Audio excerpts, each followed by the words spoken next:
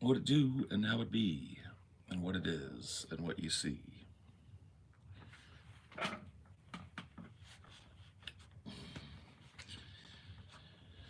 Whew.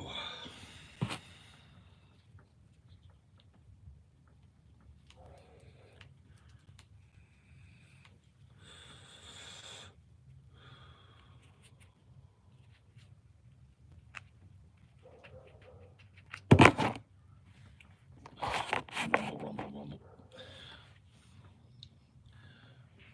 I've started to time it. I think it literally takes like exactly 1 minute, between 1 minute and 1 minute and 10 seconds for YouTube to send out any kind of live thing.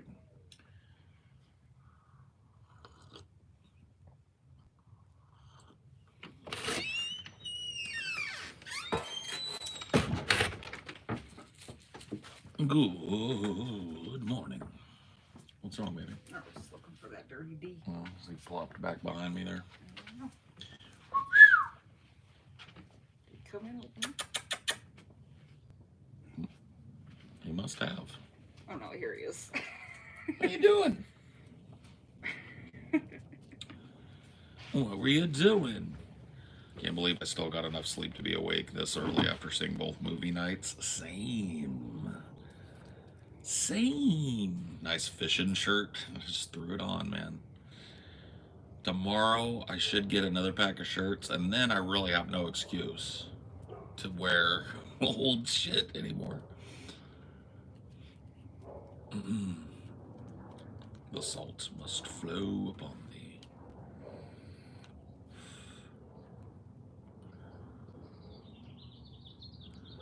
Damn. Tastes like mangoes and chemicals. Yum. Praise the Lord of Salt. Praise him. Praise him. Glaze him. Appraise him. Appraise him. Praise him. Glaze him. I'm surprised I slept through both your movie nights because I'm sure you had some loud reactions. No, because on my movie nights, I don't yell. Yes. We only just watch the movie and then we talk about it in between. Yeah. You can make little comments, but anybody that starts getting too loud and too often, we just tell them shut up.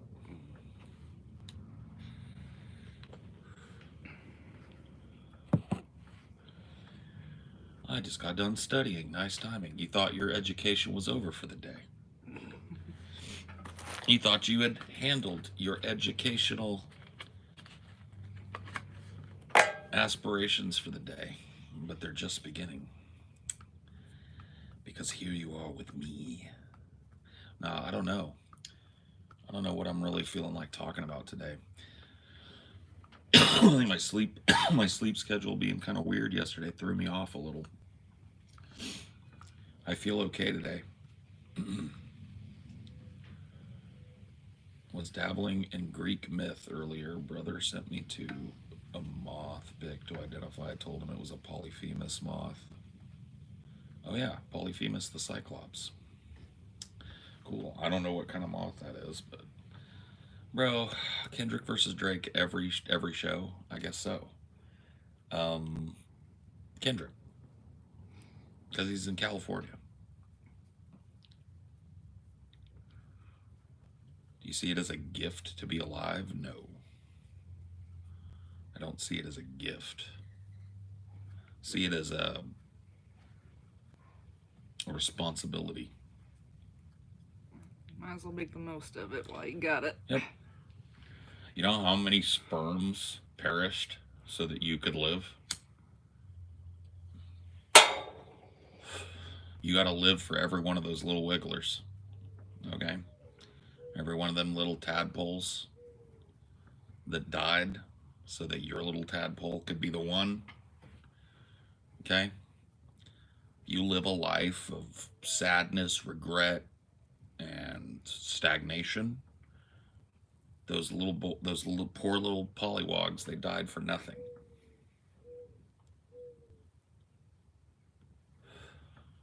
Okay? That can't be.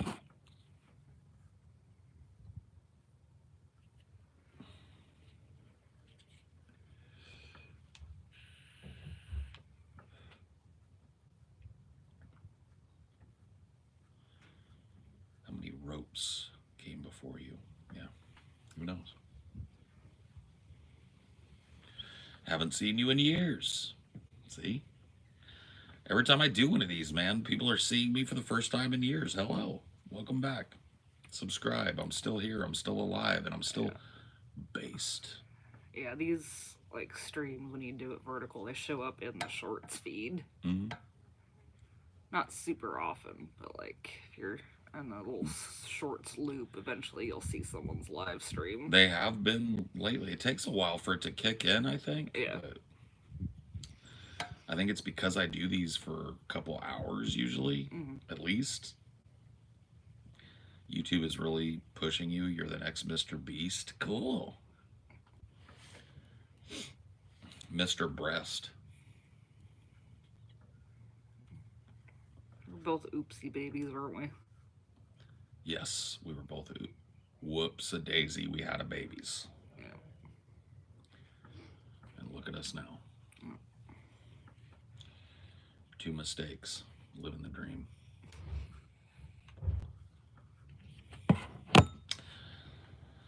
Every stream Paul takes gets in. Every stream Paul's takes get increasingly worse and worse. Really? You could say which ones if you want. That's kind of why I do these. If you have like a problem with my takes, I'll let you guys in on a little secret. I kind of like when you guys come in here and say things like nice glasses, your hair looks cool, your shirt is nice. What cigarettes do you smoke? Like all those things are fine, right? But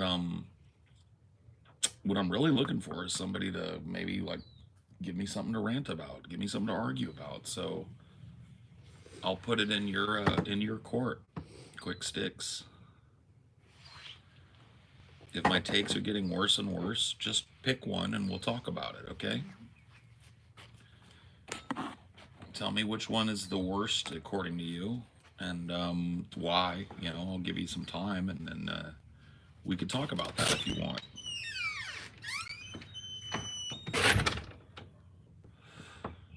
I find that it's pretty easy to say somebody's got shitty takes, but it's not easy to outline why. And I see a lot of that on the internet. The internet has trained a lot of people to do throwaway shit. Like, oh, I'm just going to say some shit because I can. Paul's takes is bad. But, you know, that's pretty fucking easy to say. Where's the joint? I'm not having a joint today. I've been hitting the bush a little hard. You know what I mean? You know what I mean? Well, the most recent that one about liking, I guess, kid stuff. Yeah, recently I did talk about that. I don't know how recent, but recently I did talk about that. And yeah, I might have been a little over the top, man. If that one rubbed you the wrong way, we can dig into it. Yeah, I might have been a little bit hyperbolic, maybe a little bit heated or whatever when I made that argument, but I kind of think I stand by it. It's just something that you kind of have to step back and look at the kind of the bigger picture, I think, maybe.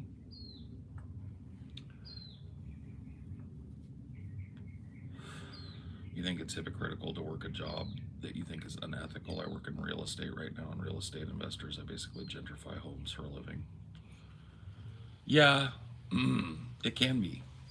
You know, I think a lot of people would just say, like, no, man, your job's your job. And to an extent, that's true, but I wouldn't be able to do that for a living. Like, I couldn't face fucking people over for a living. It's like Amelia, you know, when she and I first got together, she wanted to be she wanted to be like a funeral director. And like, you know, I'm not sure what they I think it's just funeral director. You know, she wanted to help take care of the body, make it look presentable, help people figure out the funeral and all of that stuff, right? And so she got through obviously her general ed stuff, started getting into when she was being trained, you know, the direct classes, and she finished. You know, she got her certificate and everything that she would need to jump to the next step. But she talked to me, and this was years ago, and I remember her saying, like, I'm starting to feel like, mortician, thank you. I'm starting to feel like this maybe isn't for me. And I said, well, why, baby? And she said, these classes that I'm taking, I feel like all of them are how to charge people whose family members just died more money. And I was like, oh, you know, that's understandable. And so I just told her kind of like what I just told you. I said, hey, if you're going to go through all of this to feel like you're just ripping people off, what's the point? It didn't rub me the wrong way. I just think it was a broad generalization. I also think things targeted at a younger audience is pretty harmless. Okay. Yeah, I mean, I think it's pretty harmless too if you take it in a vacuum. What I don't think is harmless is the fact that there are 20, 30-year-olds now who can't really talk about much other than a property that is made for children. I think that that's kind of probably why I harp on it, because I talk to a lot of you young folks, and a lot of times there's like a little more than a little bit of skibbity toilet edge to you. And I chalk that up to just like not being exposed to media that's made for an adult mind all that often. And so what it ends up being is a person who's still living in Pokemon, right? When they're 25, 26, 27, it starts to get a little bit from the perspective of my generation, it starts to get a little bit concerning.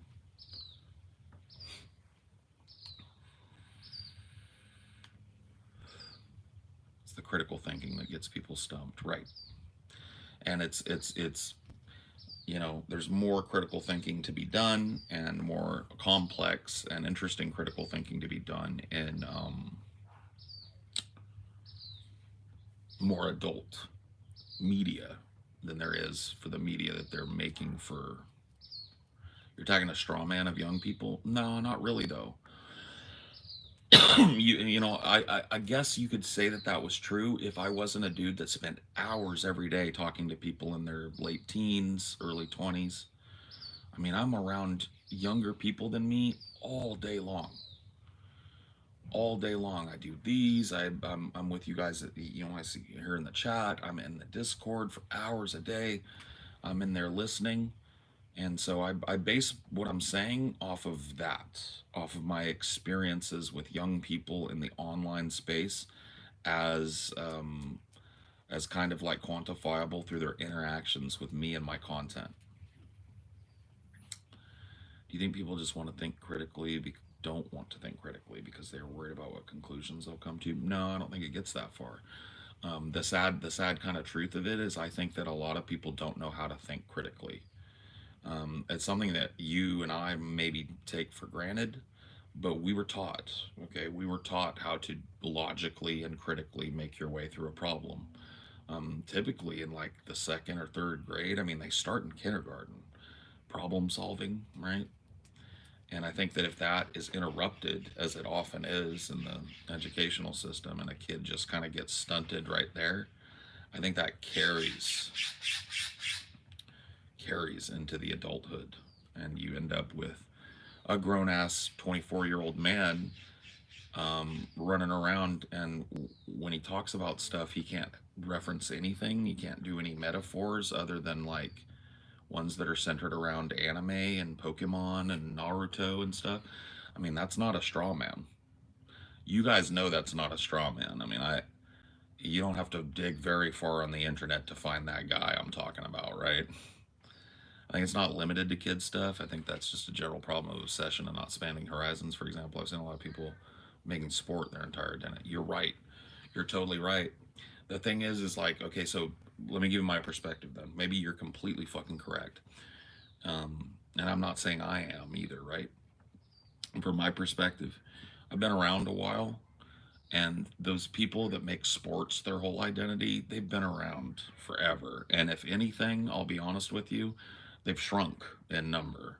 I think that sports has kind of like stratified in the modern age and become like a lesser kind of thing in the information age, right? So those people are still here. If anything, they've gotten less. The adult men and women who can't talk about a book or a movie that isn't like made for children, that number is way up, guy. Way up. You can call that anecdotal, but I'm just telling you from my experience, the people I'm surrounded with, have changed in a very, very negative direction when it comes to media literacy and critical thinking. And I'm not trying to just be like an old man going like these kids. I'm really worried about it.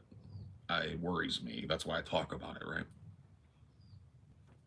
Like at my age, and I'm not trying to brag, but like, okay, so your age, 24. If I when I was 24, my friends and I would have long fucking conversations about movies. We would sit and watch movies all night and pick them apart. All the friends that I knew were readers. We were always reading a book. We were trying to get each other to read books. We would lend each other books. You know, it wasn't just like Pokemans. Let's get together and Pokemon the Pokemans. You know, that starts to get a little bit fucking sus when you're 24, 25, 26.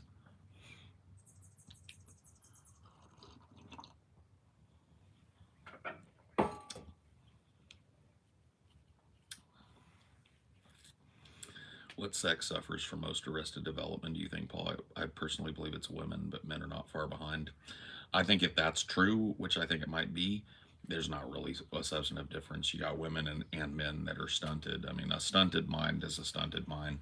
Yeah, you know, biologically, men and women process things differently, but I don't see much difference in what I've noticed.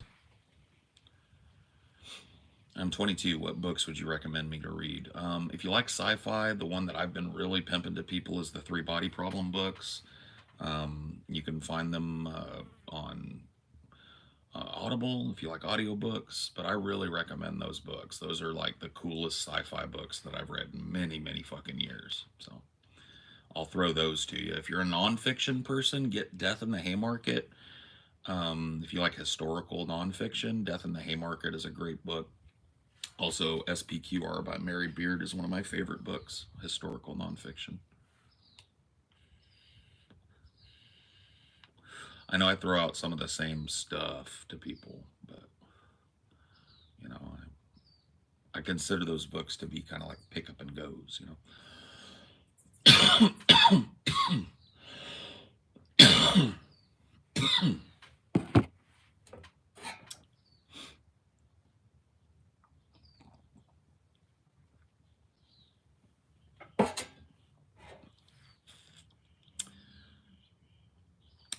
Women mature faster before 18-year-old, but then they get stuck for many years. Yeah, I don't know. I don't know if that's true or not. Or not. You know, I'm not a status. What is that word? Statistician. Stat. What a fucked up word. Statistician. I'm not a statistician. I'm not a sociologist. I'm not a biologist that would be able to speak with any kind of authority on that. I don't know that women stop maturing after they have that earlier maturity burst. I, don't, I don't know that. It seems like maybe it's true, but I don't know.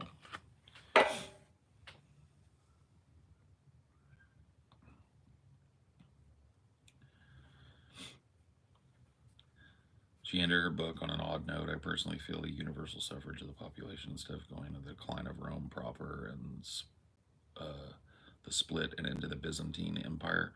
Yeah, well, one of the things I like about SPQR is not that it's like the most detailed or informative historical book about the Roman Empire, but because it focuses on the personalities of ancient Rome, which I always find interesting. Being a people person, learning about the personalities of ancient Rome and the mass kind of movements that sprung up around them or despite them is what that book is good for. That's why I tell people to read that book. But you're right. It kind of ends on a rosy note, knowing the Roman Empire, knowing the history of it.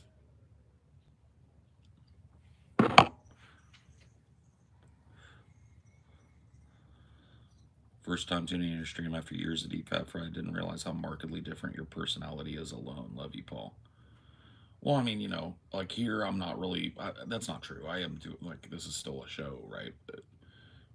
It's different not being in the room with other people, and it's in terms of having that second and third voice. and it's different.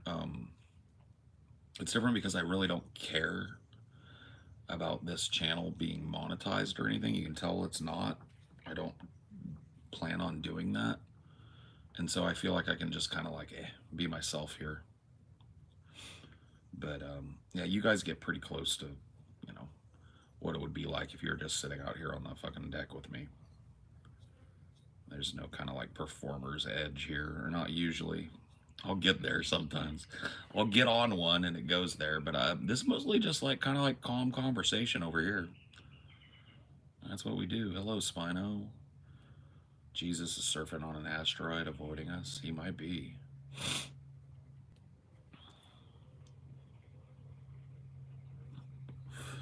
Found Bigfoot. Take a picture. Take a screenshot real quick. Nobody will believe you. So here you go. Make sure it's clear too. Don't give them a blurry one, man. They never believe you.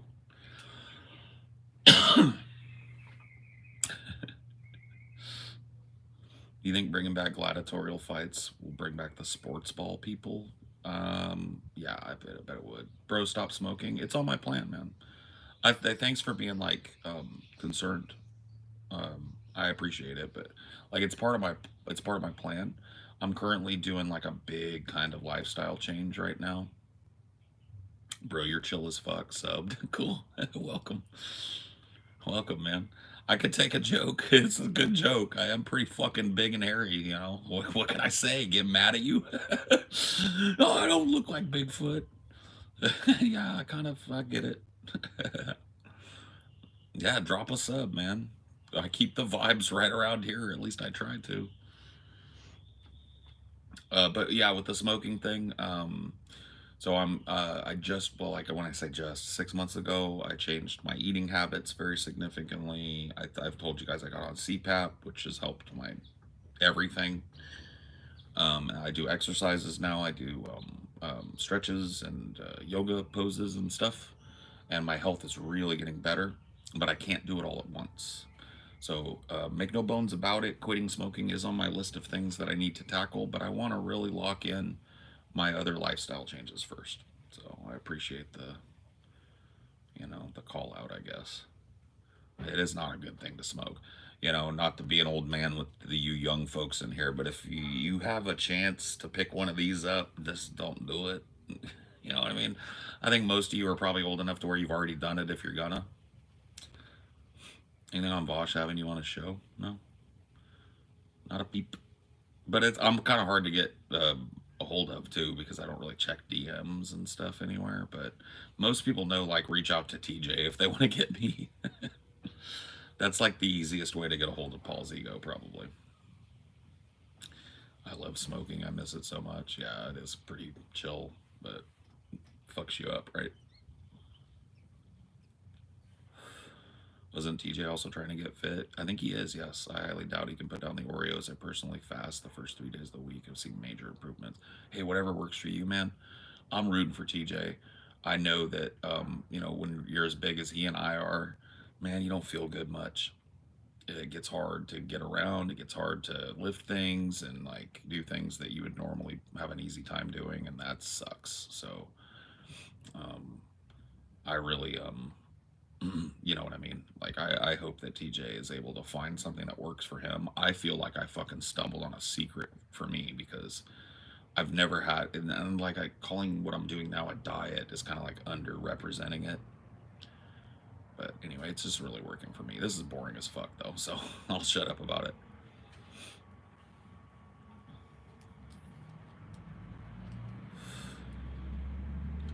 Hey, you two that are having the Tyson Fury Usyk fucking fight, nobody in here else but you cares. So the next time I see one of you idiots having a fucking side conversation in a chat room that's meant to, like, drive a show,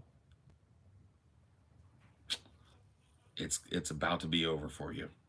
It's about to be all 100% over for you.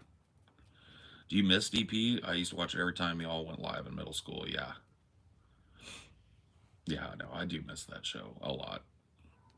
Um, it was just a lot of fun being on that show. Well, there's not really a topic, but it's more like if you're gonna talk, if you're gonna chat in here, chat to me. I'm the main character, okay? I have main character syndrome in here. I'm the main character. And when I read shit going on between people that I have no fucking stake in, and I'm just like, why aren't you guys off in fucking DMs on Zitter or whatever the fuck? And just give each other your Zitter handles and go fucking stroke each other off about some fucking boxing match over there.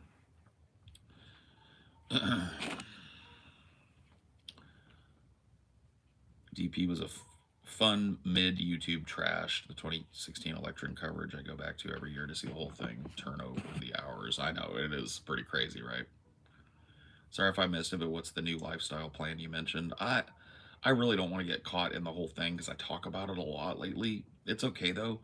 I'll give a quick rundown. I don't eat meat anymore, not out of any kind of philosophical thing, although I do think the meat industry is pretty fucking cruel. But because I just had weird textural issues with meat my whole life, and I felt I had to eat it, and it made my life fucking bad. It made eating a bad thing for me, so I stopped eating meat altogether. I started eating more home cooked meals, more fiber, and just kind of naturally the sizes of the meals that I was eating went from like huge to small. I eat very like normal sized portions now, and I get full, and I'm like, okay, I'm done. And so it's just been like a crazy, crazy flip for me because I don't know if you can tell by looking at my physique, you don't earn a body like this without being a binge eater, okay? So I would fucking get a big old pizza and eat almost the whole thing. I would order a McDonald's, like a value meal, and then add like 2 or 3 cheeseburgers to it because the value meal wasn't enough. I was really fucking drowning and really being real bad to my body with that. And now it's just like gone. I don't even crave that bullshit anymore. It actually makes me kind of like sick to my stomach to think about getting a big soggy, sloppy fast food burger and some mid tier fucking kind of like soggy fries. Like to me, that's very much that would have been like what I probably ordered for lunch 6 months ago, and I have not had that in 6 months. Marshall Manson posted a vid. Did you watch? I did. I did. It looks like he's doing good. I left a comment over there, but I don't know if he knows it's me because it's from Poltergeist. But yeah, I told him, good to see him doing well, and glad to hear that, it's water under the bridge with us. And because there was never any water over the bridge with me. But I understand people have a hard time. And I think it might have been shitty of us to just run with the we heard Marshall Manson is homeless thing. We didn't mean it out of shittiness, but we could have vetted. And you know what? He made a point that I said something about on the show when we heard through from the chat or through TJ or whatever it was that he'd heard that Marshall was homeless. Um, I said, "Oh man, I should call that guy," and I did not. And it was just scatterbrainedness and being a fucking in the middle of the show, and we had a million other things come up that show, and I just did not remember. And so I can understand how that would come off as shitty. I did not get to go to Europe. Yeah, a lot of people assume I was in Europe with DP, but I was just joined as like a provisionary guy. They were like, "You, we'll hire you for a month, and if you suck, you're gone." That was when they went to Europe.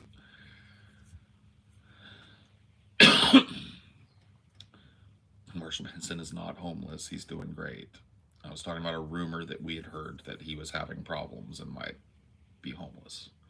And we repeated it on our show and it hurt his feelings. And I was saying, it was not our intent.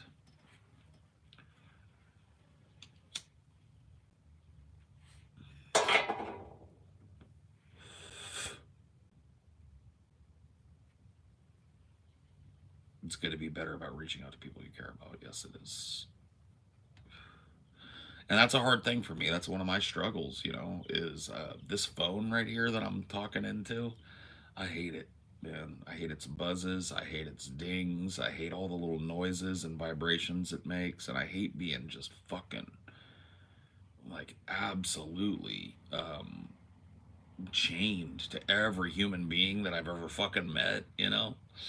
Like, it's like every human being I've ever met can just get me at any moment. And if I don't get right back to them, they get butthurt or angry or fucking like, that's the way I look at it, right? Yeah, my phone is on D&D like 90% of the time, dude. I miss texts and shit from my mom, from my dad, from my sisters. It's just like I hate it, man. I hate it. And I think it's my last job that did it to me, honestly.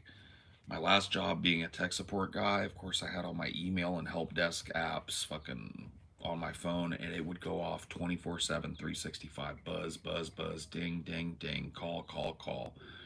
And even when I wasn't at work, you know, it was like a constant reminder in my pocket of the shit that was piling up for the next day. And I think after I left that job, I wanted to throw my fucking smartphone into the sea.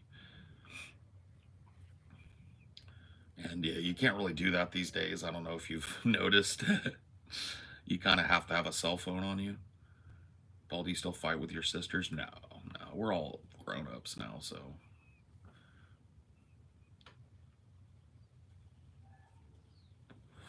I'm working on quitting. Thank you, Nyla, for the concern. I miss, and I'm sorry to hear about your mama too. I miss when people couldn't find me. My work is constantly ding, ding, ding, ding. Oh my God. No joke, right? Awesome beard. Thanks. I hate my beard. I want a better beard, you know, but I do have a nice poofy beard. It's just not the beard I want. I want a long, flowing wizard's beard. And I've got this really like coarse, curly Viking beard instead, you know? It's like, damn it.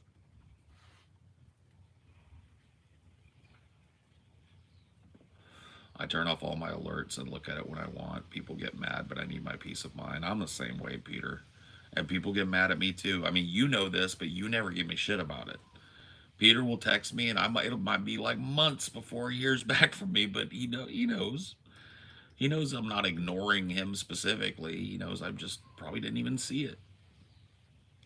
But some people don't have that perspective. They feel like it's because it's become so culturally like ubiquitous to have one of these fucking things, right? And to get back to people right away.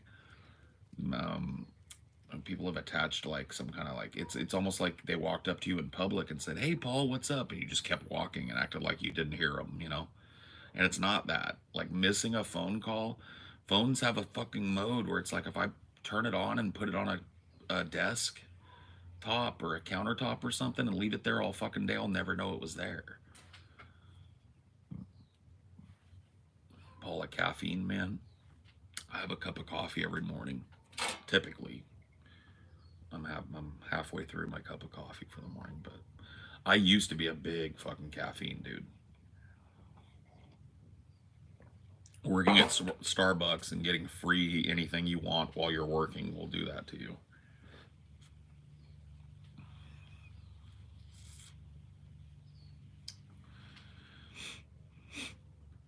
I was yeah, after I left that job, after I left the Starbucks job, I needed so much fucking caffeine to like feel right.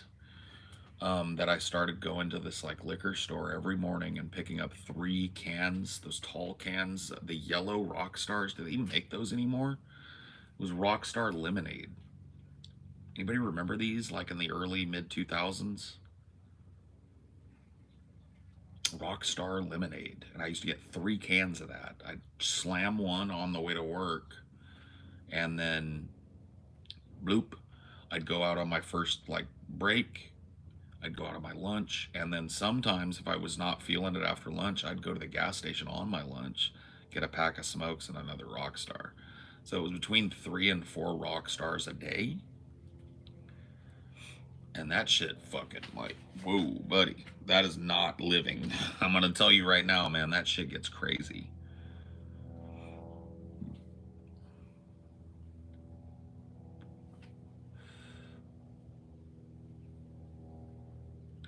Took a page from your book, Paul, and have stopped watching the news altogether except Onion Nuggets news.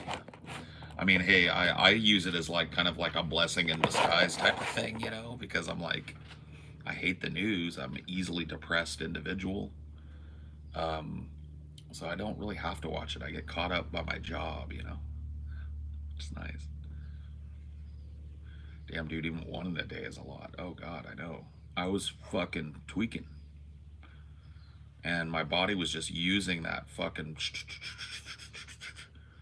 constant pump of fucking over caffeinating myself to get me through my fucking day. I was actually gonna go get one of those Rockstar Energies to cure my hangover, dude. I can't even look at them now, dude. I get sick to my stomach thinking about them. Well, because I had a whole incident. I had one day I was driving down the road. I used to have multiple school sites, right? So I was driving in between one of my school sites and another, and all of a sudden it's like my vision. I don't know if you've ever passed out, but your vision sometimes will close in. It's like you get blackness starts to go and you start to feel lightheaded. And I was driving. I was like, "Oh fuck." So I just like whipped over to the curb, and as soon as I got my car stopped and put into neutral, I went like, and I was probably out for like 2 or 3 minutes. And when I woke up, I was fucking terrified. I thought I had a heart attack or some shit, right? And so I went to the doctor. I called my doctor's office, and they were like, "We'll work you in. Come in now. You know, we'll take a look." They took my blood pressure, and I can't remember what it was, but they wanted to hospitalize me. They wanted to fucking hospitalize me for show.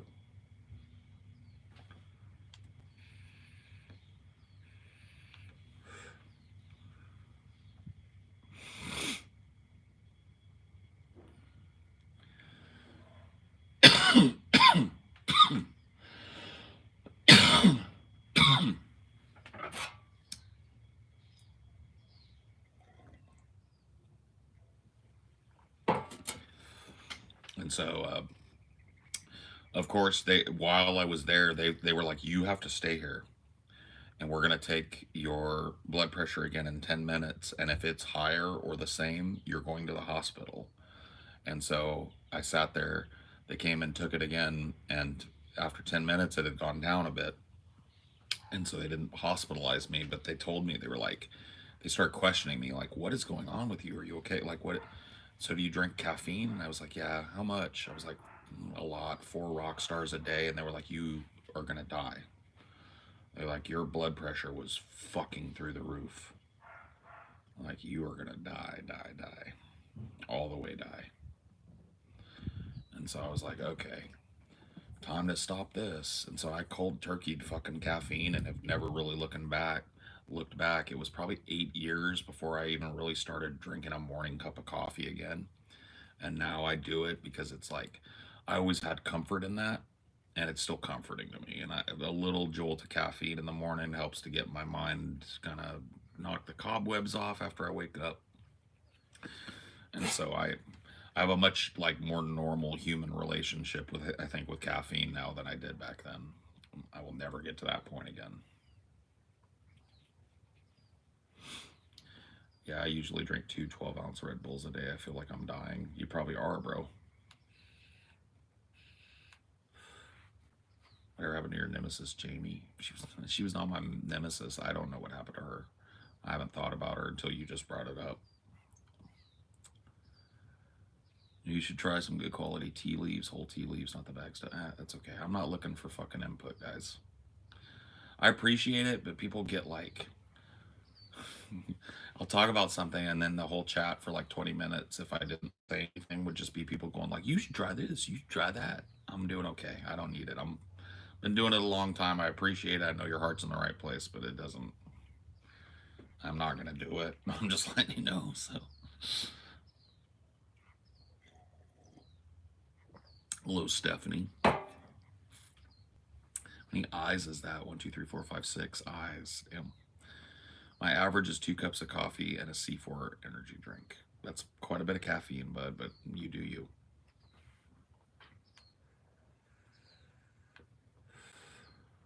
Paul, why'd you move back to Cali? Because I was living in the fucking South, and the swamp fucking sucks, and it's horrible there, and California's beautiful, so I came back to California. It's that simple, buddy. Also, getting hit with 3 hurricanes in 1 year kind of pushed me along.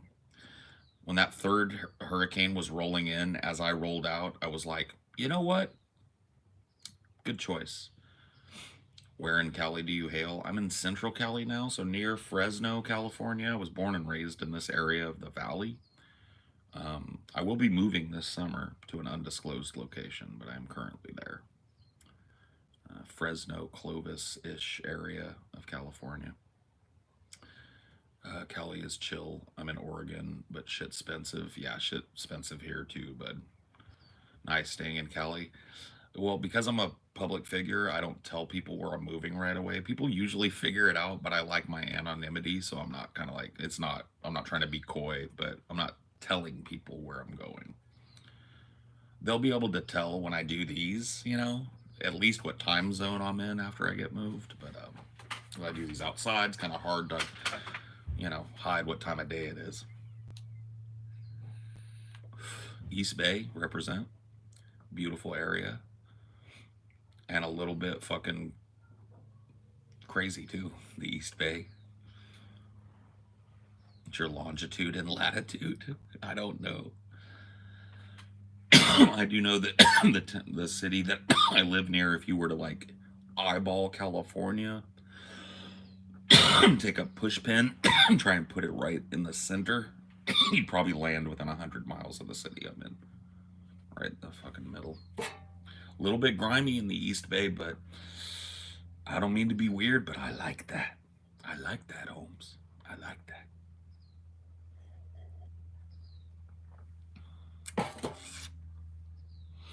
Are you going to do the movie critic thing again? I always liked your takes, especially on Hellraiser. I don't know. Know that I'm ready, but there are business things being worked out, ownership things with Cinema for Cynics. I won't reveal a whole lot of that, but in order for me to do Cinema for Cynics, I kind of need to know that if something went down and the guys and I weren't working together, that Cinema for Cynics would come with me, and I wouldn't have to pay other people out for the rest of my life. And so that is what we are working out. There's contracts, there's negotiation, there's counters and counter offers and all that stuff. And so that's where I'm at right now with it. I'd really like to do it again. And I think from where I'm at, it feels like the guys and I and the business will be able to come to an agreement. And once that happens and we come to up with a framework for me to eventually or immediately take ownership, full ownership of Cinema for Cynics, I will be back on that motherfucker like crazy. I have all this energy now that I didn't have before, and it's like I've got all these ideas for movie things or for movie reviews and franchise reviews and stuff. I've got a couple in the fire that I'm already working on, and so I'm ready to do it. But it's a kind of a business end thing that has to get taken care of first. So I wish I could give you an ETA or a promise that it's on its way back. So if it doesn't work out, it doesn't work out. It's no animosity with the guys on that. Yeah, flies are getting crazy today, man. Hey, Scrub J, why don't you come down here and snip some of these flies, bro? I'll let you sit right on my shoulder if you want. I'm not even kidding. You can crap on my shirt if you want, like birds do. This is a piece of shit shirt. I don't care. But I need help, boys and ladies. It's like a little scrub jay nest here in this tree, and they're in there, and they will just snip these flies, but they must not be hungry enough.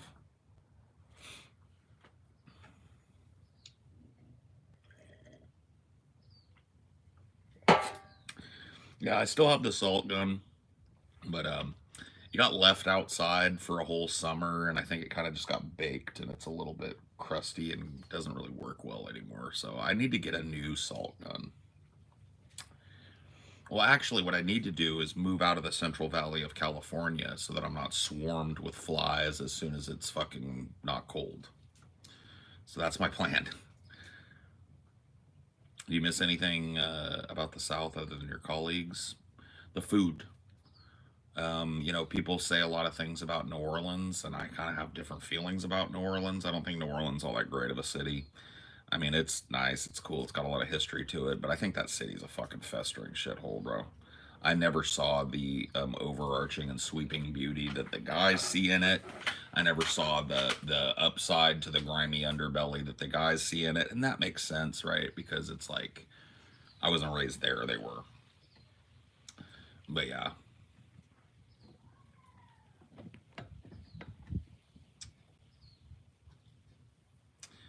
CJ a bad dude. He seems to implode every working relationship he's in. I don't really see it that way, but I've worked with TJ for almost 10, well, it's over 10 years now. And so my personal experience kind of cancels that out. TJ has made every effort from my standpoint, as has Scotty, as have I, to make things work between us as business partners. I think we believe in the business that we have together and each other and our talents. I've never felt, that TJ was slacking on something to the point where he was trying to push out or create a toxic relationship. Or I've never really felt like TJ was obstinate on something to the point of wanting to break up the show over it or whatever, right? Oh my God, you made my heart flutter. You answered me. That's what I do here, dude. Is the food better in the South? Yeah, the food is really good. Yeah, people will say a lot of shit about New Orleans. One of them is the food is great. That one is true. Everything else is kind of like, maybe not. But that Cajun kind of French, Creole influence on that food there, plus the access to that really rich Gulf filled with all that fresh seafood and stuff, you can't really beat that. You can't really beat that.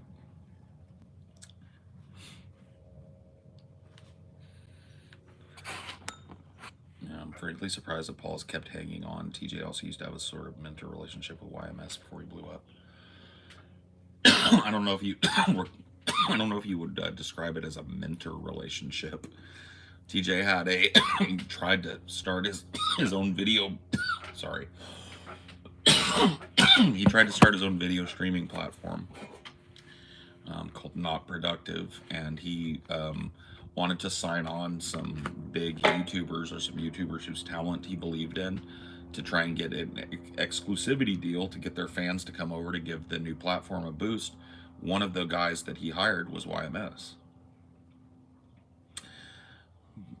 The other thing about your comment, and I wasn't going to say anything, that bothers me is this whole idea that I'm hanging on. I'm an equal share business partner with TJ and his brother. I'm not like a dude that's desperately like clinging to, what little bit of whatever TJ will give me. I'm an equal owner. I have the same exact say and share as TJ does in the business that we do. So it's not like TJ could, even if TJ wanted to just meh and fuck me off, he'd have a hard time doing it.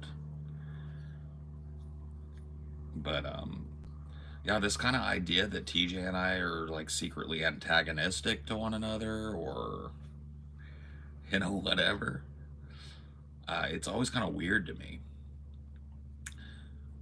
Paul, I appreciate you stand up for minorities like me. I lean on people like you while I live in an area that detests me for being brown. Thank you. You're welcome. I'm sorry that you live in that area. Get out if you can. Remember TJ also being the distressed watcher on that guy with the glasses? Yeah, TJ's been around a lot, done a lot of stuff. You've seen Coppola's new film? Was that No, I have not. I just went through my mind of the two big films that I've seen this year, and neither of them were Coppola, so yeah.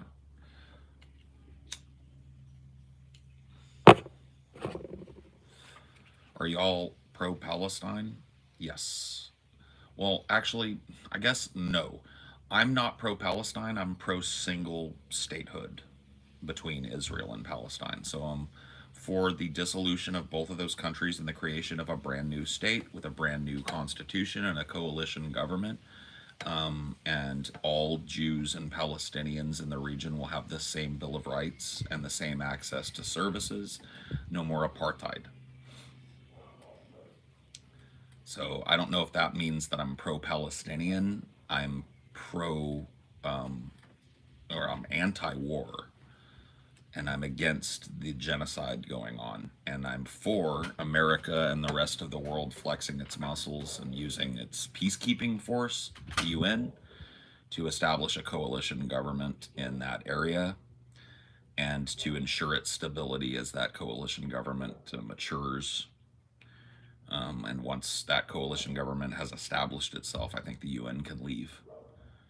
But that is what I support. I support an immediate cessation of all hostilities, a UN resolution disempowering the Israeli government and replacing it with a temporary interim government that immediately starts working with Hamas and the leadership of Palestinian resistance parties to tear down the wall and to normalize relations, and immediately recruits a coalition government member that will represent the Palestinians in the building of this new constitution.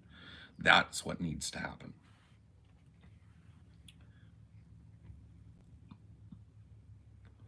So Hamas survives.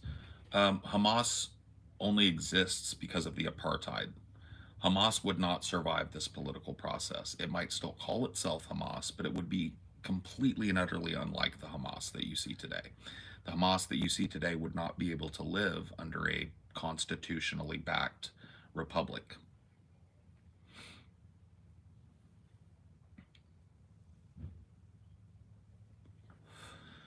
Everyone in my personal life that backs Israel and its actions does so because they believe they can't disagree due to their religion. Yeah, there's a lot of that.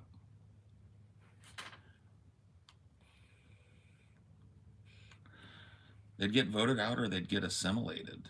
As an Iranian, you're wrong. Well, I tell you what, try it my way and let's see if I'm wrong. You can't say I'm wrong because we've never done a coalition government. We've never tried it. We've never tried a one state solution where Palestinians and Jews live cheek by jowl. That would be a vibrant democracy worth protecting in the Middle East. I actually might start buying some of this. We must protect that region if we had a vibrant democracy where these two peoples that have been murdering each other for hundreds of fucking years come together and learn to live cheek by jowl and share the riches of that area and share the prosperity that comes in a coalition government and a stable democratic government. I'd support the fuck out of that. 100%. So I tell you what, man, when we try my way, you can tell me I'm wrong. Have you dealt with the Arabs there? I haven't dealt with many Arabs in my life, man. Period.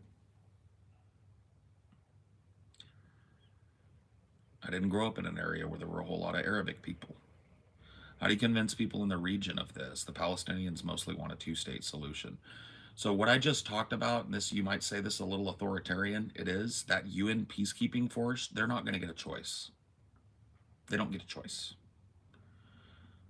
When left to their own devices, these two peoples destroy each other, and one of them is way better at it than the other, okay? They don't get a choice.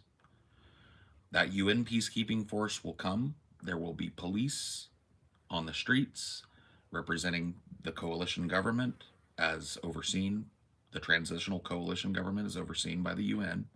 There will be no more fighting. There will be no more roughhousing. There will be no more throwing rocks at each other. Those things will be stopped. Gaza will be rebuilt. Aid will immediately stream in, and relations between these two people will be normalized, but it will not be at their will. It will be against their will. The UN peacekeeping force is not there to argue who's right in this age-old religious conflict. The UN peacekeeping force is there to do what's right in their name, keep the peace. So they will not be given a choice. We've seen what happens when that area of the world is left to its own devices and given a choice and empowered. It's a genocide, and it's an ongoing genocide. It's not a 2024 genocide. This is a slow, inexorable genocide and a war between these two peoples that is pointless and bloody and makes absolutely no sense unless your entire worldview comes out of a Bronze Age tablet. You're admittedly ignorant, yet you have a solution. I have ideas about a solution, yeah.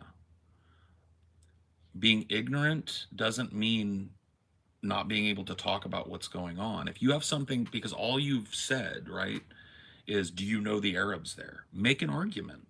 If I'm wrong, tell me why I'm wrong. Make an argument with me. That's what I'm asking you. You say I'm wrong, therefore I shouldn't have an opinion.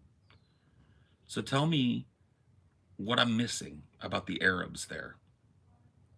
Because something tells me what comes out of your mouth is going to be real ugly and real biased. But we'll see. I'm willing to give you the chance.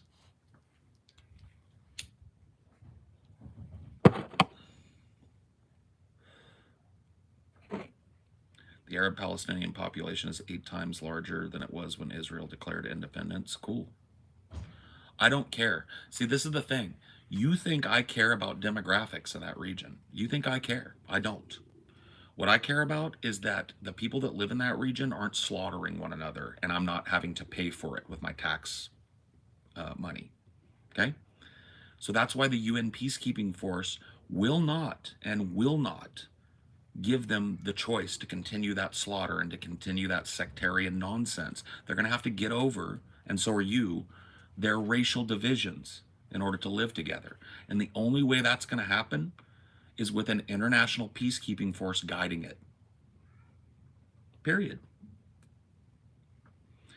I don't hear these arguments anymore. You people, your peoples, have been slaughtering one another in that area of the world since I was a boy and before. Okay? And my tax dollars as an American have been funding that bullshit my whole life. And I've been a taxpayer my whole life. So guess what? I don't care about your racial divisions. I don't care what you think of Arabs. I don't care what you think of Jews. I care about the slaughter stopping and sanity coming to that region. You're teaching a class on a subject you're ignorant of. Is this a class? Does anybody see what I'm doing as a class? I'm sitting outside on my back porch smoking a cigarette and vaping weed and talking about geopolitics, my dude. I don't know where you're getting this, bro.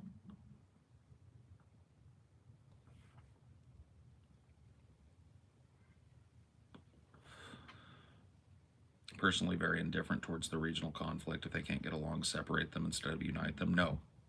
We've done that. That you're just saying keep things the way they are in Israel and Palestine. Keep the wall up. Let the Palestinians keep checkpointing Israelis. Israelis keep checkpointing Palestinians. Let Palestinians keep shooting futile rockets into Israel. Let Israel continue to disproportionately respond by leveling a city block and killing 100 or 200 people.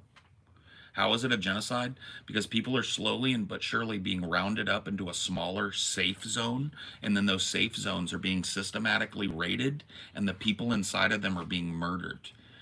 I saw videos today of an Israeli tank blowing up settlers' tents in Rafah.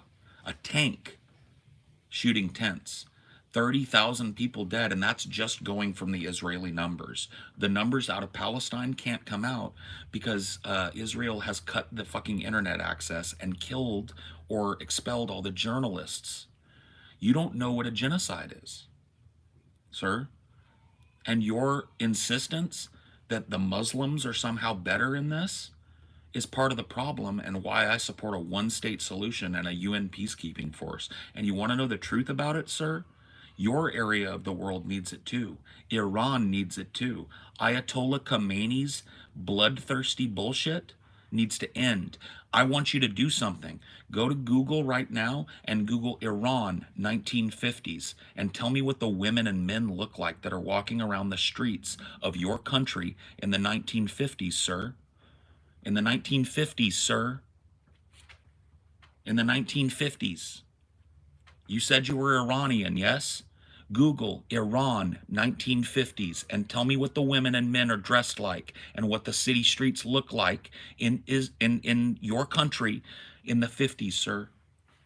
I'll wait. I'll wait because I guarantee you you're not going to see a single hijab. You're not going to see a single niqab. You're not going to see a single motherfucker walking around dressed like some kind of religious zealot from the 12th century. You're not going to hear any ayatollahs proclaiming a fatwa. You know what you're going to see?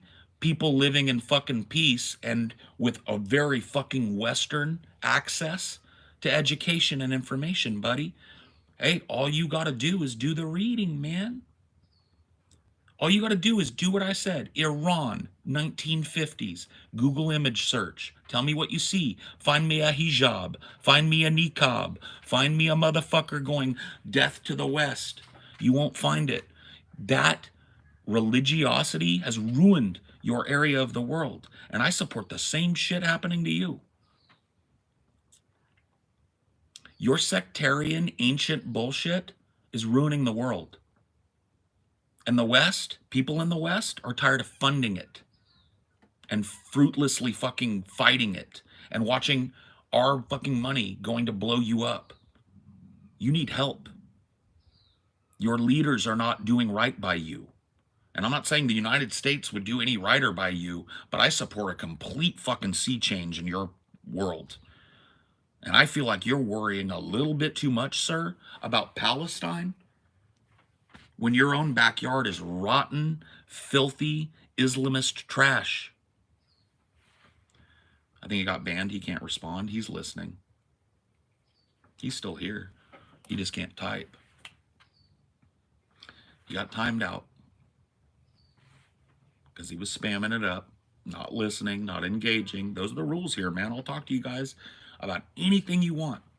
But if you think you're not going to engage, you're just not going to get very far with me.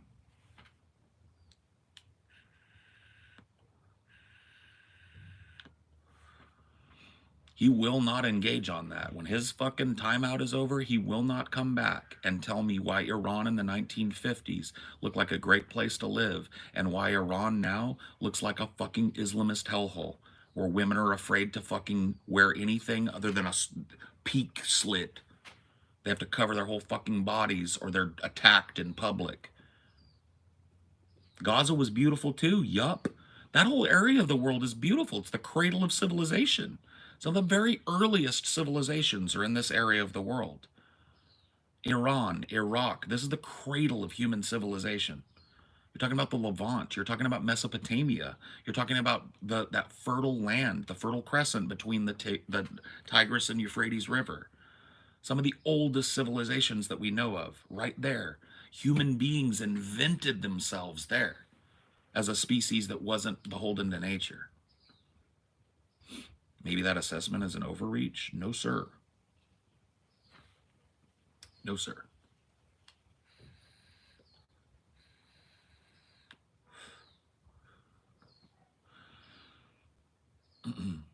It's all rubble now. Rafah is one of the only areas in the Gaza Strip that hasn't been bombed into dust, and they're doing it right now. As I'm talking, tanks are shelling Rafah, softening the targets, preparing for a full-scale bombing run and invasion.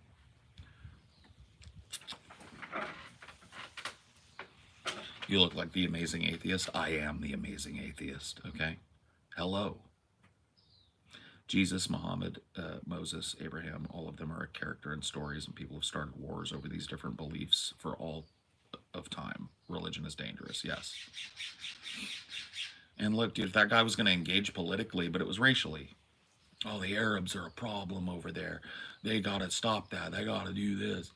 It's just like, oh, you got a racial problem over there. That's exactly why a UN peacekeeping force needs to be generationally present in that area until a government can get on its own feet. Because these people are going to kill each other. They're going to kill each other, ostensibly over a fucking bunch of fairy tales from 3,000 years ago. Okay? Not a good look. Not what should be going on. Not what I want my tax dollars going to continue. So, my heart goes out to the Palestinians because they're being exterminated right now, but make no bones about it. Their thoughts about a Palestinian free state and stuff, I have no respect for that. One state solution, coalition government, UN backed, or nothing.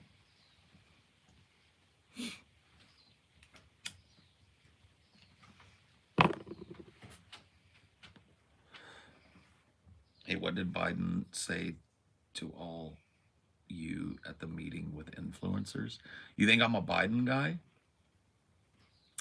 I'm not a Biden guy. I am a leftist, but I hate Joe Biden. I think Joe Biden is a fascist, a warmonger, a racist, and a rapist. And I don't vote for that. I'm a guy with principles. Sorry. Yeah. Fuck the DNC. Fuck the libs. I'm a leftist, okay? I care about blue collar people. I care about economic issues as it comes to their interfacing with blue collar people. So you got the wrong guy if you were looking for a Biden simp, okay? He's also deranged and unfit, yes. And any number of other things.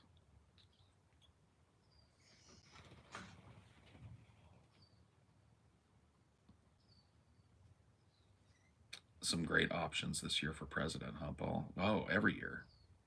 I feel like every year I'm just overflowing with great options here.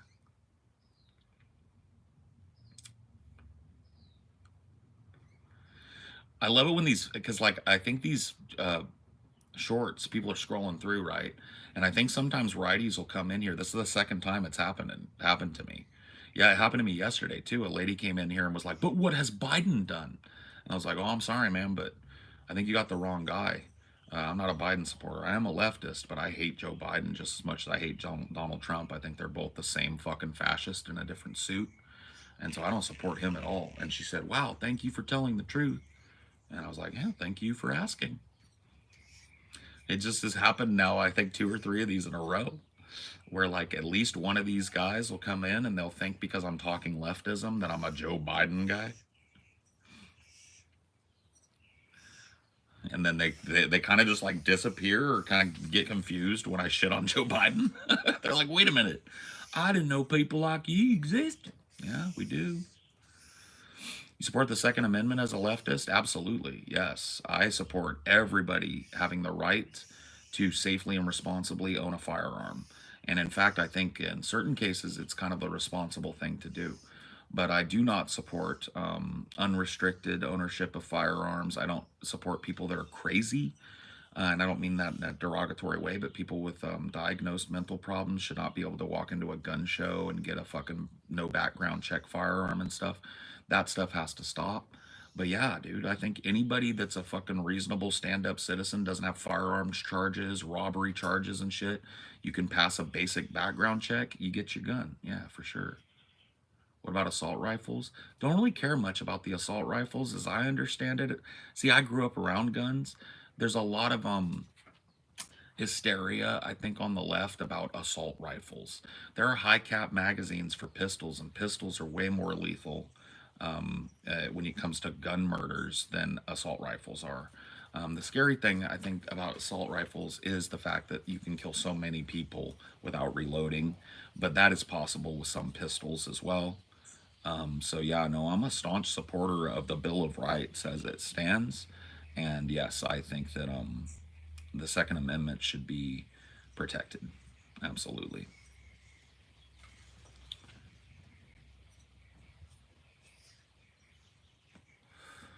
No, I believe that in that Second Amendment language that says a well-regulated militia being essential to the continued freedom and prosperity of the people, or whatever it says, the people's right to bear arms shall not be abridged. So I go with that. I'm not a ban guns guy.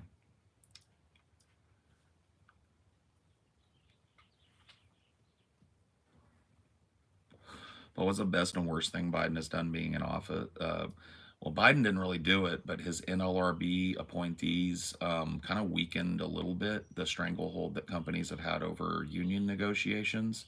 They did not end the tyranny. They did not close the major loophole that needs to be closed, but that was good.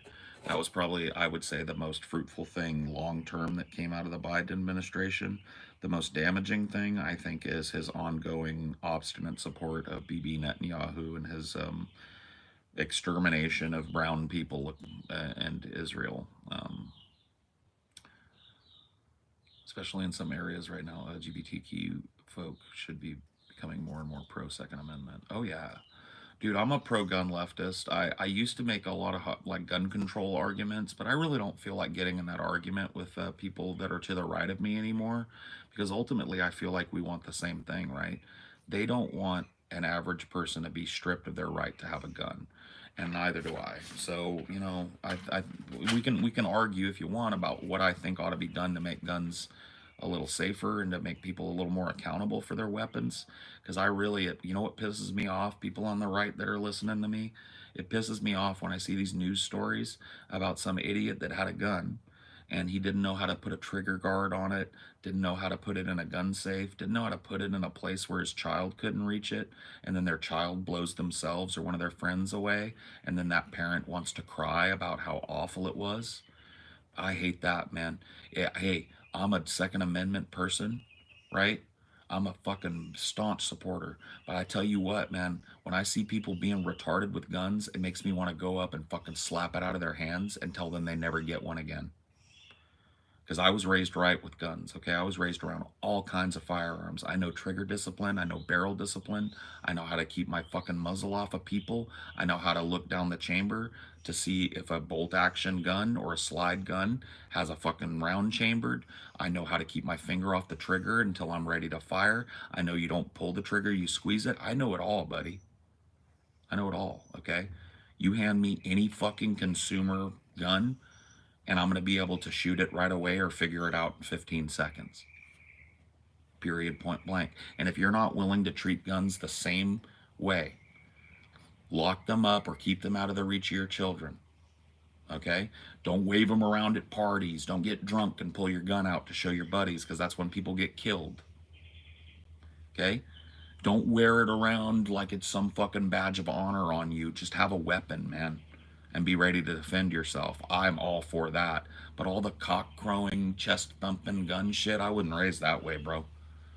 I wouldn't raise that way. A gun is a gun is a gun, bro. There are 3 guns for every human being on this planet. You want to fucking thump your chest about yours and brag about it? Dude, people don't care. And I think that gun culture of like, look at my gun, I'm gonna wear it out in public, I'm gonna bring it to a protest, I think that shit is bullshit.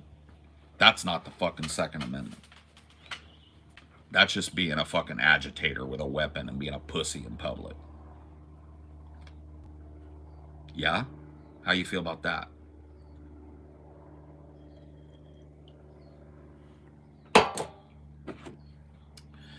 Paul's too much of an optimist. He thinks people can be safe with guns. No, I didn't say that. I said that if we put reasonable laws and regulations in place, we can punish people who aren't safe with guns, like we punish people who aren't safe in cars. Cars are a horrible, dangerous machine. Kill fucking tens of thousands of people a year. Splattered all over the road, crumbled up into a little fucking twisted ball, closed casket, the whole nine. Horrible, right? What do we do when we catch people fucking driving them like idiots or driving them drunk or handling them wrong? They go to jail. Okay? Same thing for people with guns. You've got a gun and your kid fucking gets it because your retarded ass left it on the counter and your kid domes himself. You go to jail. And guess what? When you come out of jail, your right to own a gun has been stripped because you've shown that you are a danger with a gun and not a protection to yourself. That's where people on the right lose me, because they think that you ought to be able to have your kid kill himself with your gun because you didn't want to lock it up or didn't know how to, and then keep right on owning guns and doing it again. I don't. I think the Second Amendment is a giant responsibility. And I think if you are up to the task of that responsibility, you're up to the task of learning how to safely keep a gun, how to handle a gun, and you're willing to prove that, you can have a gun, bro. If not, you can't. It says a well-regulated militia. That's how I take well-regulated to mean.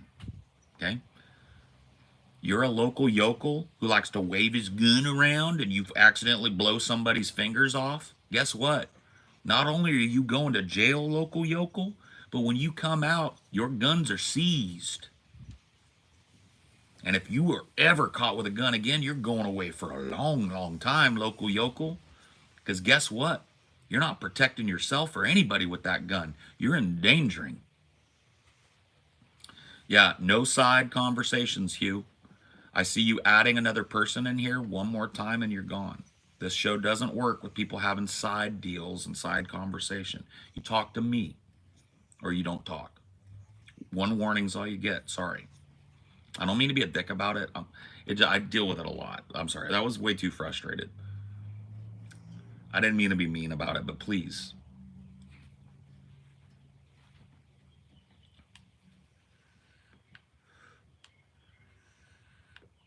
Do we have too many guns? No, probably not. I think it's a number of guns that's the problem. I think it's the people wielding them not respecting the power of that weapon and the power of that responsibility of wielding that weapon and owning that weapon. I think that's the problem.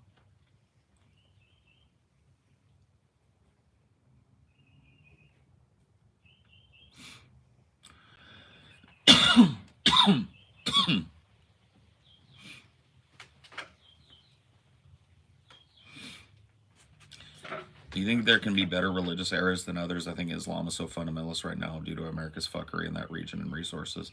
So look up the name Syed Qutb if you want to know kind of the origin. It's a really sad story. The origin of kind of like fundamentalist Islam as a political. His name is Syed Qutb. And he was the founder of the Muslim Brotherhood. He actually spent time here in America and he was bowled over and enchanted by America. The way that the women dressed, the way that men and women got together in social settings and danced together.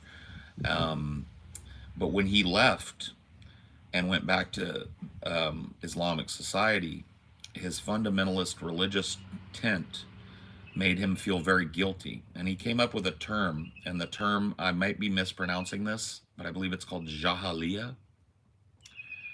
And what that is Jahiliyyah was this kind of like Western decadence and this kind of flippancy about religion.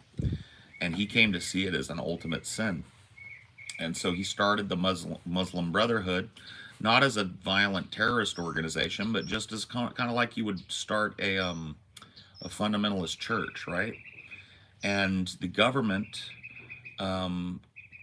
abducted him and the other members of the Muslim Brotherhood and subjected him to a year or two of some of the most brutal torture that you can imagine. The only reason they stopped is because they were torturing him with guard dogs. They would strip him naked and starve him for 2 days and then come in with a water hose and spray him really hard with the water. And then they would bring in 2 guard dogs on chains and they would let the dogs, they would tell the dogs to attack and then let the dogs get right here and just for hours, right? And they were doing that to him one day and he had a fucking massive heart attack and almost died, right? And when and by the way, this was at a torture facility that was CIA backed. So it was one of the torture facilities that was run and that the CIA had its fingers in, okay? So they knew about this guy. The American government knew about this guy, and in fact, he was picked up because of his extremist tendencies. So what do you think happened to Syed Qutb? Jahiliyyah means ignorance in English. Thank you. What do you think happened to Syed Qutb, who already had some pretty fucking radical ideas about religion when he came out of that prison camp after being tortured for 2 years? What do you think happened to his philosophy is what I'm asking you.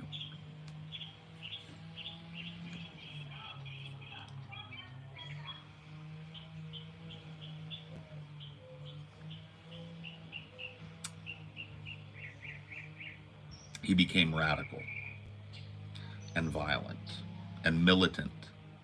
And the Muslim Brotherhood went from a religious protest organization to a violent resistance movement. Shallow intellect. Prove me wrong. We've got a fucking Iranian in here who doesn't like hearing the truth about his past. Sorry, buddy. I know these names. I know who Syed Qutb was. I know the history of your region, sir. I'm sorry, I'm not going to lie about it.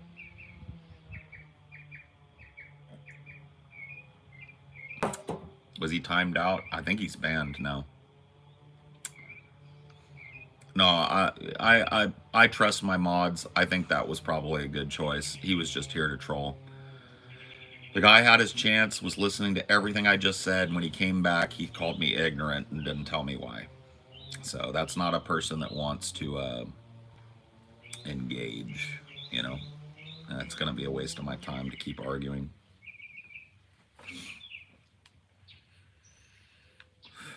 I'm sorry if this is a slight aside, but it would be interesting to see you and the guys covering Operation Northwoods. Maybe you have already. It's one of those awful CIA proposed. Yes. We've covered a little bit of Operation Northwoods, I believe.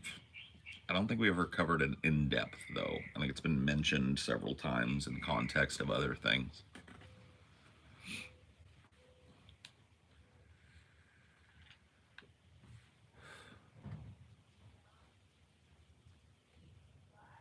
I keep hearing the "you're wrong" motherfuckers over and over again during shows and Discord discussions. Yeah, there's a lot of them.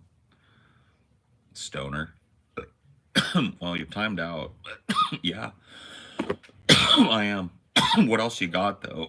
Is there something like, like I agree?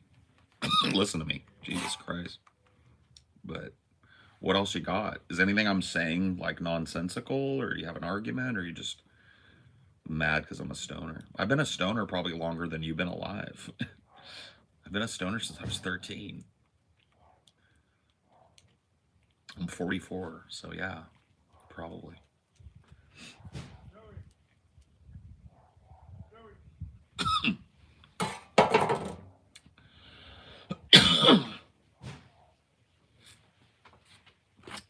Hey Paul, where did you buy your hat? I got it at the Volcom outlet store in Pismo. It's a Volcom hat, Volcom Stone. They're a skate company, and I went to the outlets a couple months ago when I was there on vacation, and I bought myself this hat. And that is the brand if you wanted to get one for yourself. It's a Volcom hat.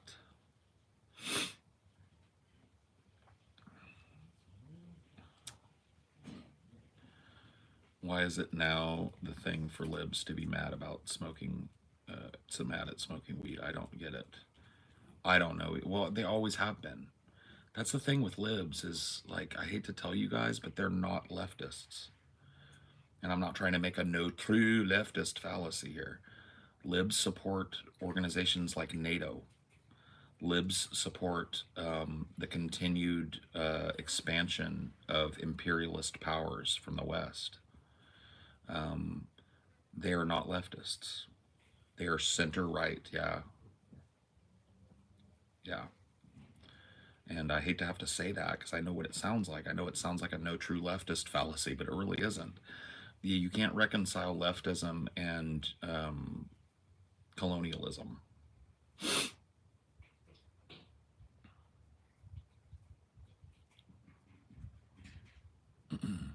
By definition, to be a liberal, you have to be pro capitalist. True.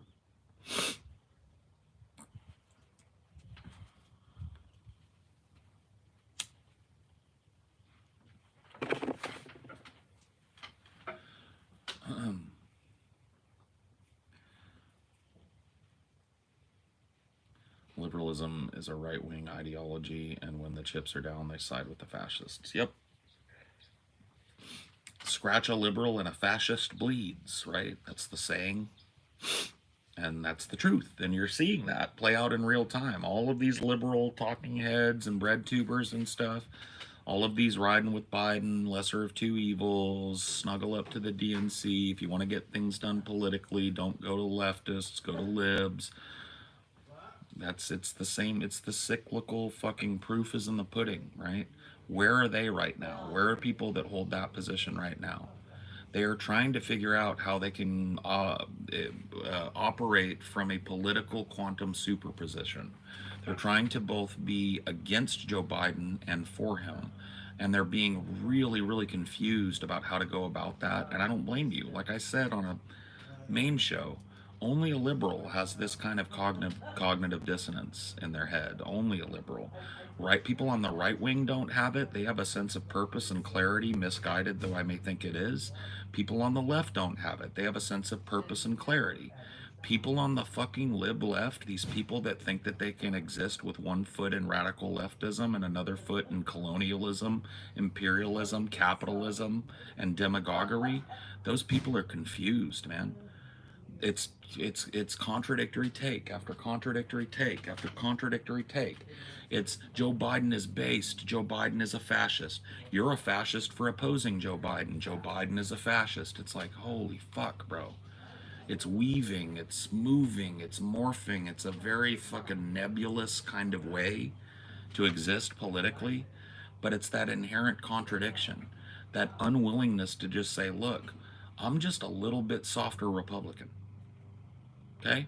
I'm a protectionist. I'm ultimately pro-police. I'm pro-military power. You can see that happening constantly.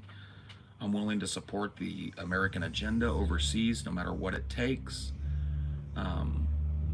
I'm a center rightist. They don't want to say that. They want to drape themselves in the Che Guevara flag and call themselves revolutionaries. But when the chips are down, they want to come to you and tell you to vote for a ghoul like Joe Biden.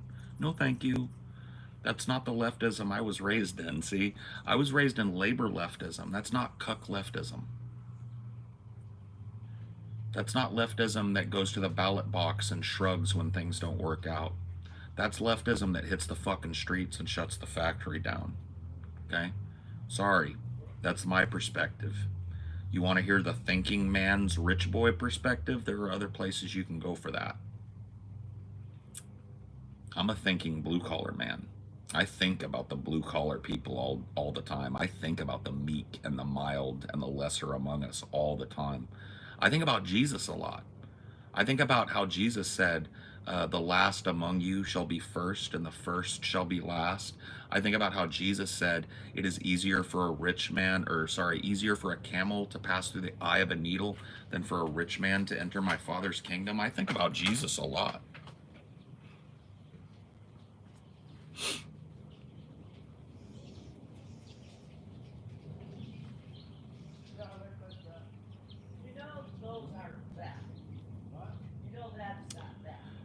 Yeah, I think about how Jesus said, give all of your mortal and material possessions to the poor and dedicate your life to service. And I look around at the people that call themselves Christians living in their $500,000 homes and judging everybody and looking down their nose at people that Jesus would have been right out amongst. And I think, why are you so lost, child? If you're going to believe in something, if you're going to attach yourself to something that is spiritual that you can't prove, why are you so lost? And how long do you think Jesus is going to buy the, well, I'm a sinner? Don't you think he knows your heart? If he is the Son of God, don't you think he knows your heart? Don't you think he knows that you know that you're living in sin? Don't you think that he knows that you know that you're consistently failing to live up to his example?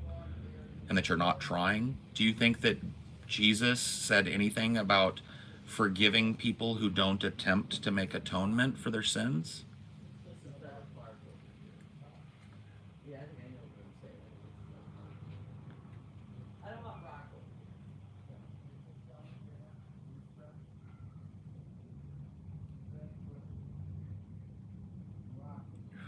KCO. I went and looked that up because people were spamming it yesterday, and he's another big guy with a beard. He kind of does look like me a little bit, but I think he's younger and better looking than me, honestly, and maybe a little funnier. He's a goofball, that KCO guy. I was actually scrolling through some of his shorts last night because people kept saying that, and I was like, I'm gonna have to look up what that is. It's cool though. Welcome. Hello. I think KCO is a pretty chill guy.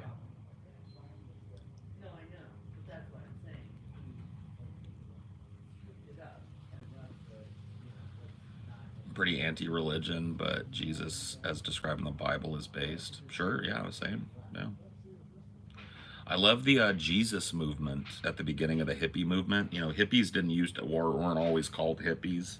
Their movement was, they were called long-haired friends of Jesus at the beginning. And that name kind of stuck throughout the 60s and 70s for those guys.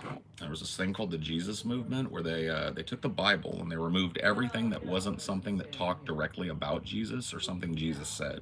They called it a Jesus Bible, and they got a bunch printed, and they would give it out to people, and they preached just love, tolerance, poverty, charity, humility, uplifting the meek, standing up for the weak, and it really fucking, you know, gives you something to think about, right?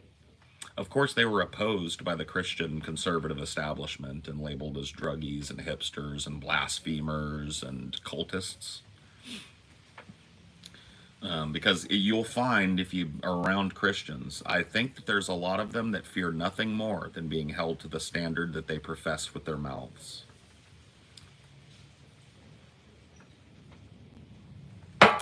They tell you, I'm a Christian, and they come armed telling you that you are going to hell, but they're doing so draped in finery while poverty festers around them.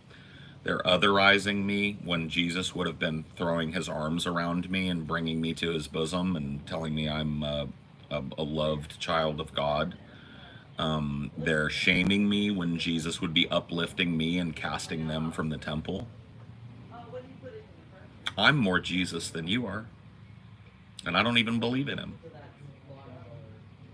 What do you think that makes me think of your fucking religion?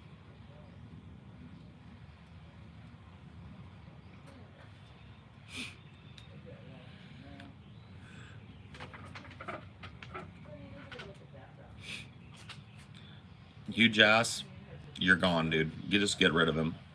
He doesn't listen, bro. I can't. If you got the memory of a fish, you can't be here. Anybody can at anybody else, okay? One time. Because if you guys want to exchange info, I don't want to shut that down. But you keep it up, you're gorn. Okay? You got the memory of a fucking fly. I can't help.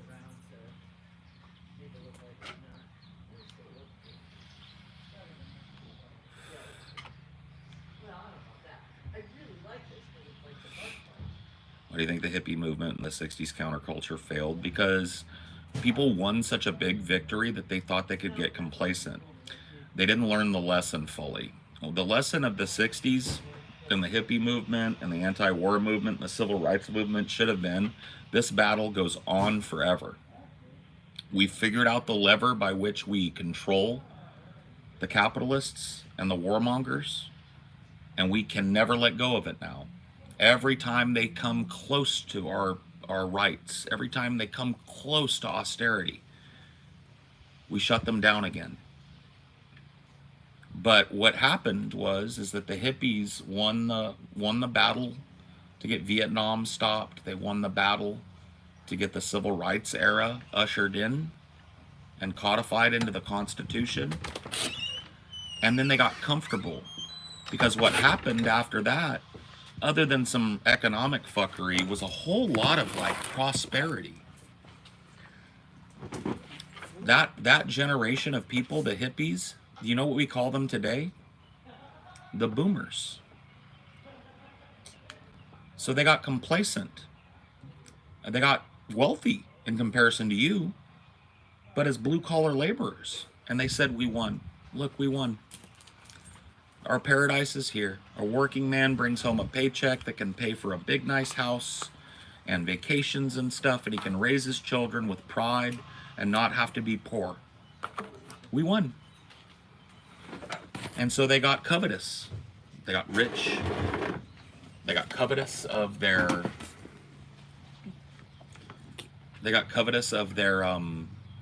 money, and they got selfish, and they forgot the lessons of their era, and they became the most selfish, obstinate, self-involved, solipsistic people that you've ever met in your life. It is one of the saddest metamorphoses that leftist populism has had in this country. The hippie generation, the generation that stood up peacefully and told the most powerful military in the world that it had to stop and made it bow to them,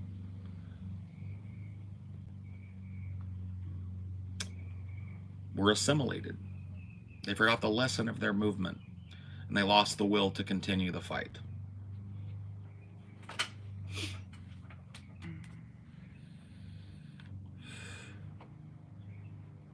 I think it was just the post-hippie movement inflation of the 80s that kind of made them bitter. 80s was decadence.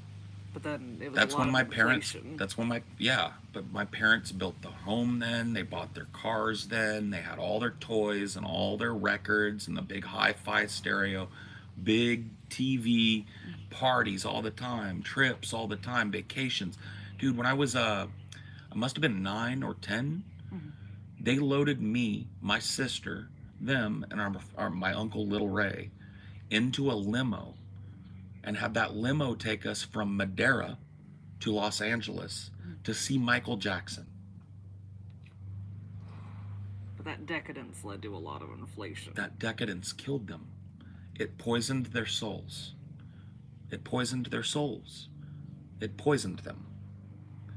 And when the capitalists came back after the 60s and 70s and said, hey, give us your paycheck too, they didn't know what to do. They forgot how to fight. And so they laid down and they took corporate deals and they ditched their unions like my father did. My dad left his fucking union in the dust and went corporate like that. And his story is the story of millions of people. Poof, gone. Right? They let their revolutionary spirit die. They won a victory and they thought they'd won the war. Well, there was also too like the FOMO feeling, like all the people they saw that weren't activists succeeding. Yeah, keeping up with the Joneses. Yeah. Oh, I'm an activist and my house is looking kind of shabby because I spend a lot of money traveling and protesting and supporting causes. But my neighbor, look at that lawn, that perfect Bermuda grass, and those beautiful brand new dual paned windows. 2 cars. Oh, and did you see that the Joneses have a new fucking minivan? Brand spanking new. So easy to take their kids around now. That's what I call their souls being poisoned by capital. They took the devil's bargain. They fought, won, and then the devil, beaten, slunk up to them with a wad of cash and said, huh? And they went, yeah. And they became the boomers. So that's a lesson, right? That's what happened. The lesson is the fight never stops. The revolution is never over. You can't get complacent because as soon as you do, the vampires will swoop in and suck you dry. You've seen it happen. This is how you get a bunch of young people following a Vosh, whose entire political prescription is to talk about leftism and then tell you to do what your parents did. Well, my parents were the fucking boomers, bro. The actual boomers. You really want that? He does. Because that is the way to keep that stock market flying. I shudder to think how much money Vosh and his family have tied up in the stock market. I bet it's millions of dollars. Or real estate. Real estate as well. They don't want that crashing. They don't want that equalizing. They don't want wealth redistributed, even though they talk about revolutionary socialism. You think Vosh wants to give up his alpaca sweater so that you can have medical care? You think Vosh wants to open up his home to another tenant because it's huge and doesn't make sense for a single guy to live in a huge house? No. Do you think he wants to be about that life when it comes to socialism? Fuck no. He's comfortable as fuck. He said he was going to leave as soon as shit hits the fan. He told you twice and then tried to act like it was a joke or something. That's his move. Remember Bully Biden? When people started asking him, so when do we start bullying Biden? You know what his answer was? That was a meme, my dude. Come on, you can bully Biden. He's the most powerful man in the world.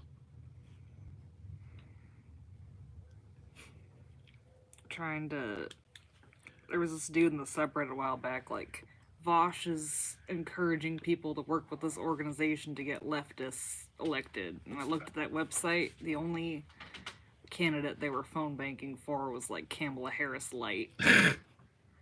Former prosecutor against criminal justice reform. See what I mean? Funneling all that passion into the libs, who I just got done telling you are not leftists. They're center-right corporatists. They're nominally left on social issues, but not when the chips are down. And they are all the way right on economic and foreign policy. They love NATO, for fuck's sake. Give me a break, bro. What a nightmare. Oh, hey guys, yeah. Persephone and MJ in here. Cool.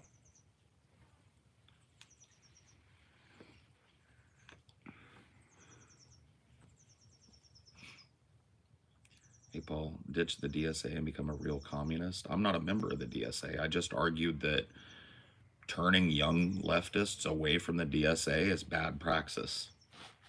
Yeah. Telling them to ignore the DSA and whatever their local, like, collegiate socialist or communist organization is and just vote for the lib, which is, like, not even debatable. That's the position that he took in that video. I don't know if he actually believes that, but that's the hot take, right?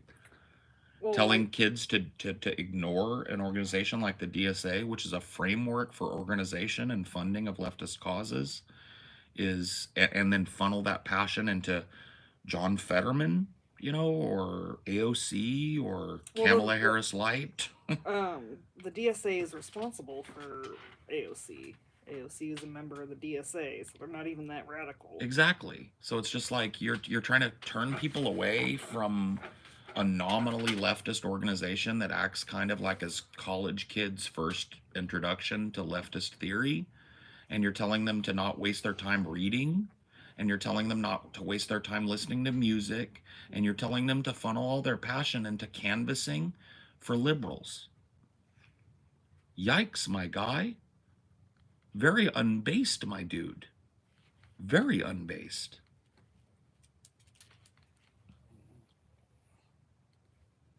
I don't know what to tell him, though.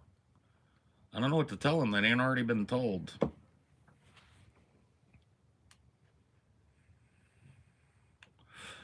Lol, Fetterman's definitely not a Republican. Oh yeah, what's the difference between his position on Palestine and Israel and Marjorie Taylor Greene's or Lauren Boebert's?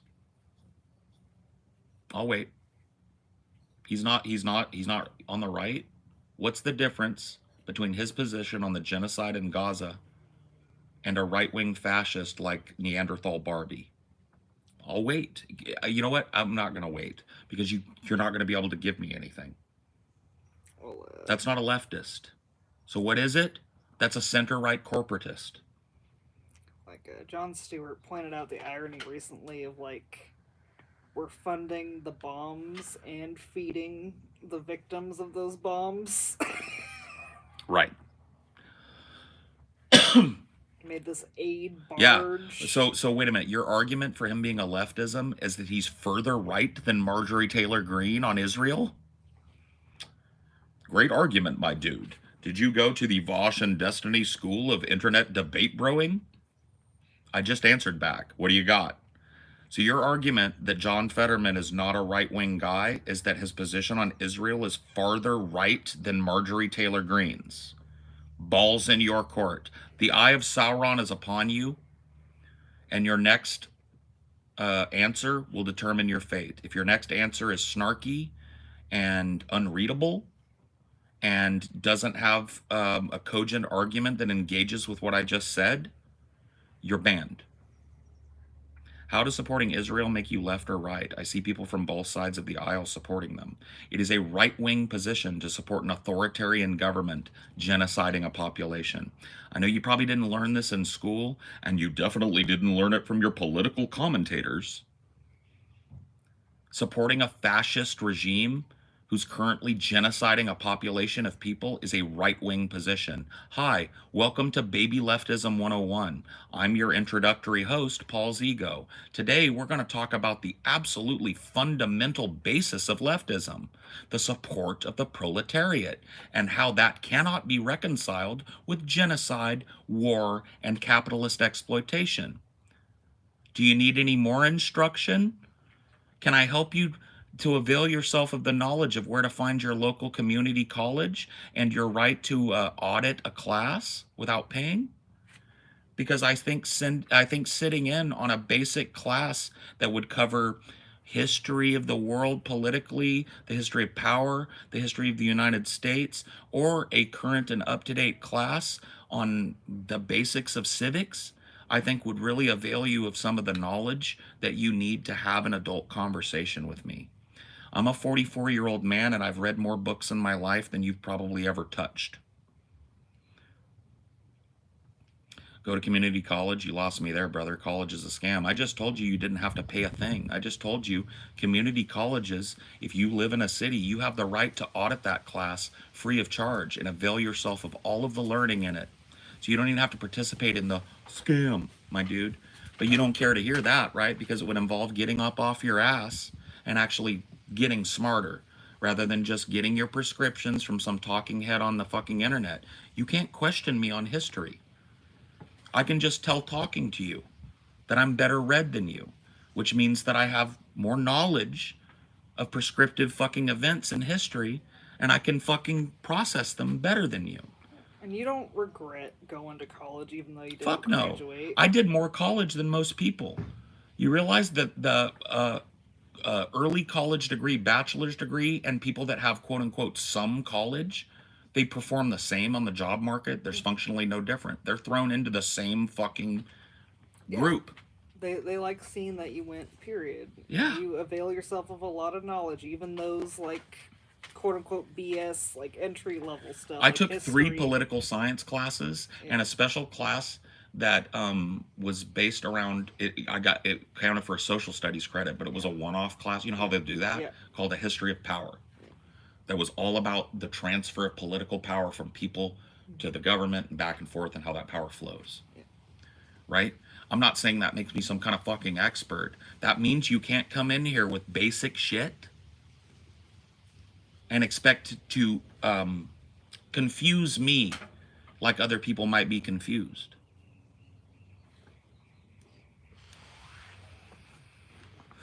Anti-intellectualism is the primrose path to fascism. Yes. And anti-intellectualism is part and parcel of fascism.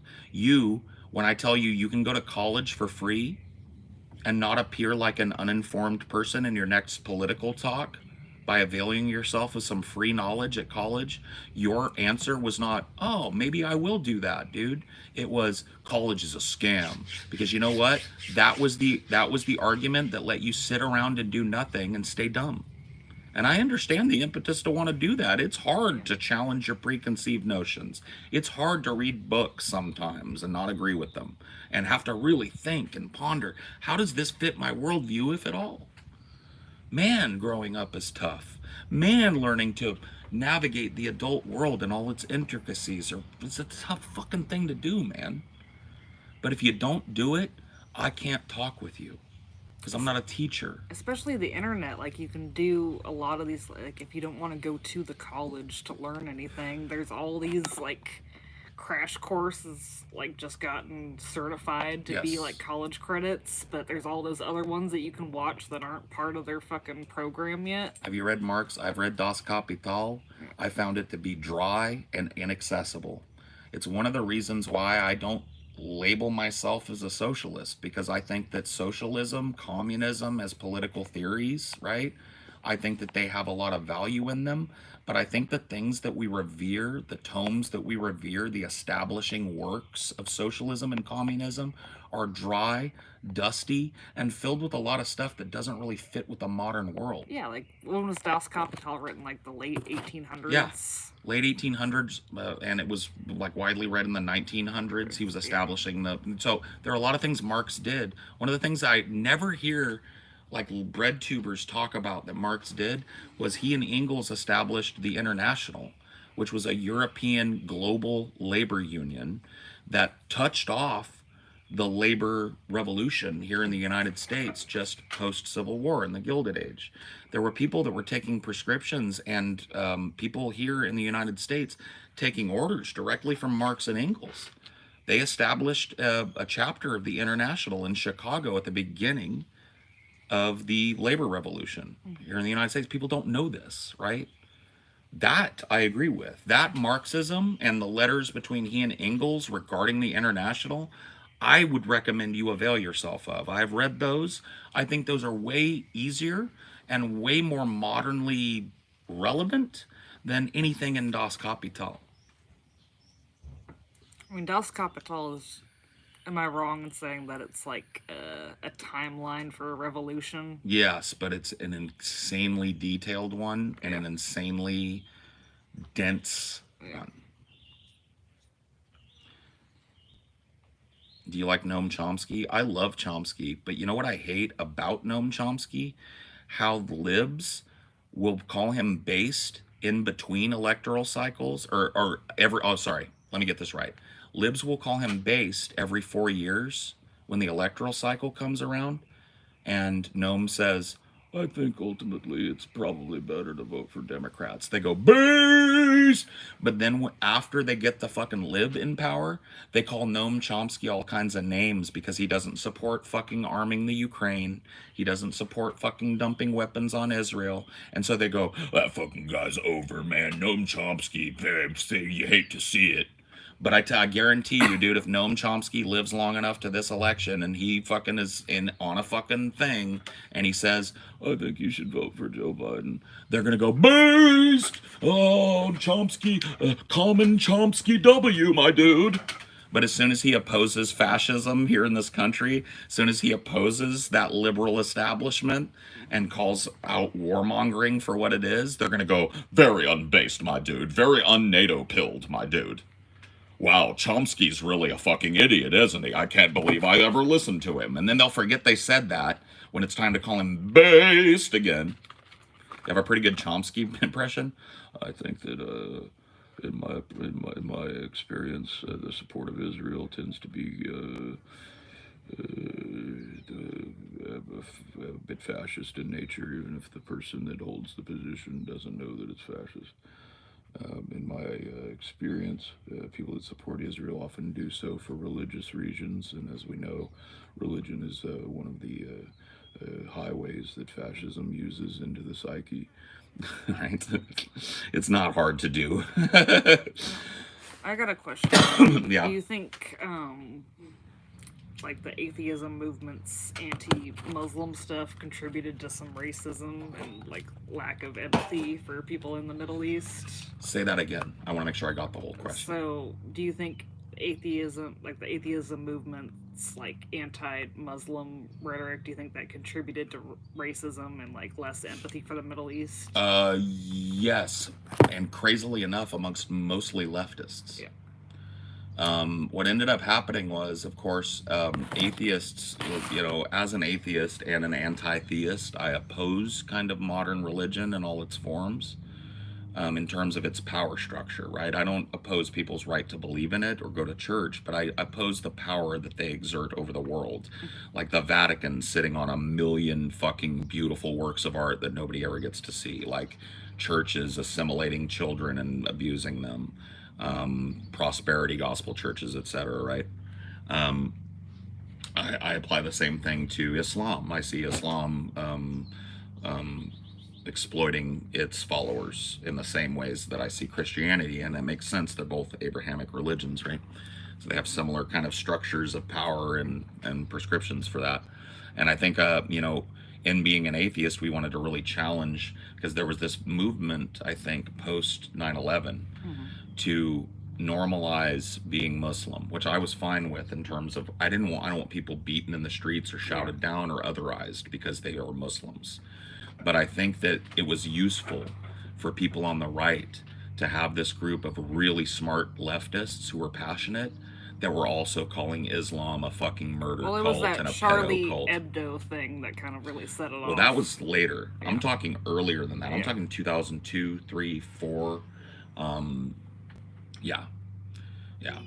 Those were the years where that sentiment really started to become useful. I think Yeah. these right wing figures that really are racist and kind of hate, or just like Islamophobic, I guess is the word they would use. They saw us, and when I say us, I mean leftists and liberals, right? over on that side of the aisle or closer to that side of the aisle in the case of the liberals, and they saw us calling Islam, drawing pictures of Muhammad, saying we should fucking dip Muhammad in pig's blood, just trying to trigger Muslims, right? And they were like, ooh, we can use these guys, and they did. So the right wing kind of online community infiltrated the atheist movement at a certain point, and it actually caused a schism that was called Atheism Plus. It was atheism plus social justice. And I and many other atheists were like, fuck that. Atheism is as atheism does. I'm not appending it to some new idea. But I think in reflection, they had the wrong solution, but they were right about the problem. They started calling out the right wing is infiltrating our communities and using our antagonism against Muslim people to justify racism and bigotry. And we were all like, no, they're not. I'm not a bigot. I'm not a racist. Fuck you. But ultimately, looking back as an older man and with the power of, like, you know, the hindsight is 2020 thing.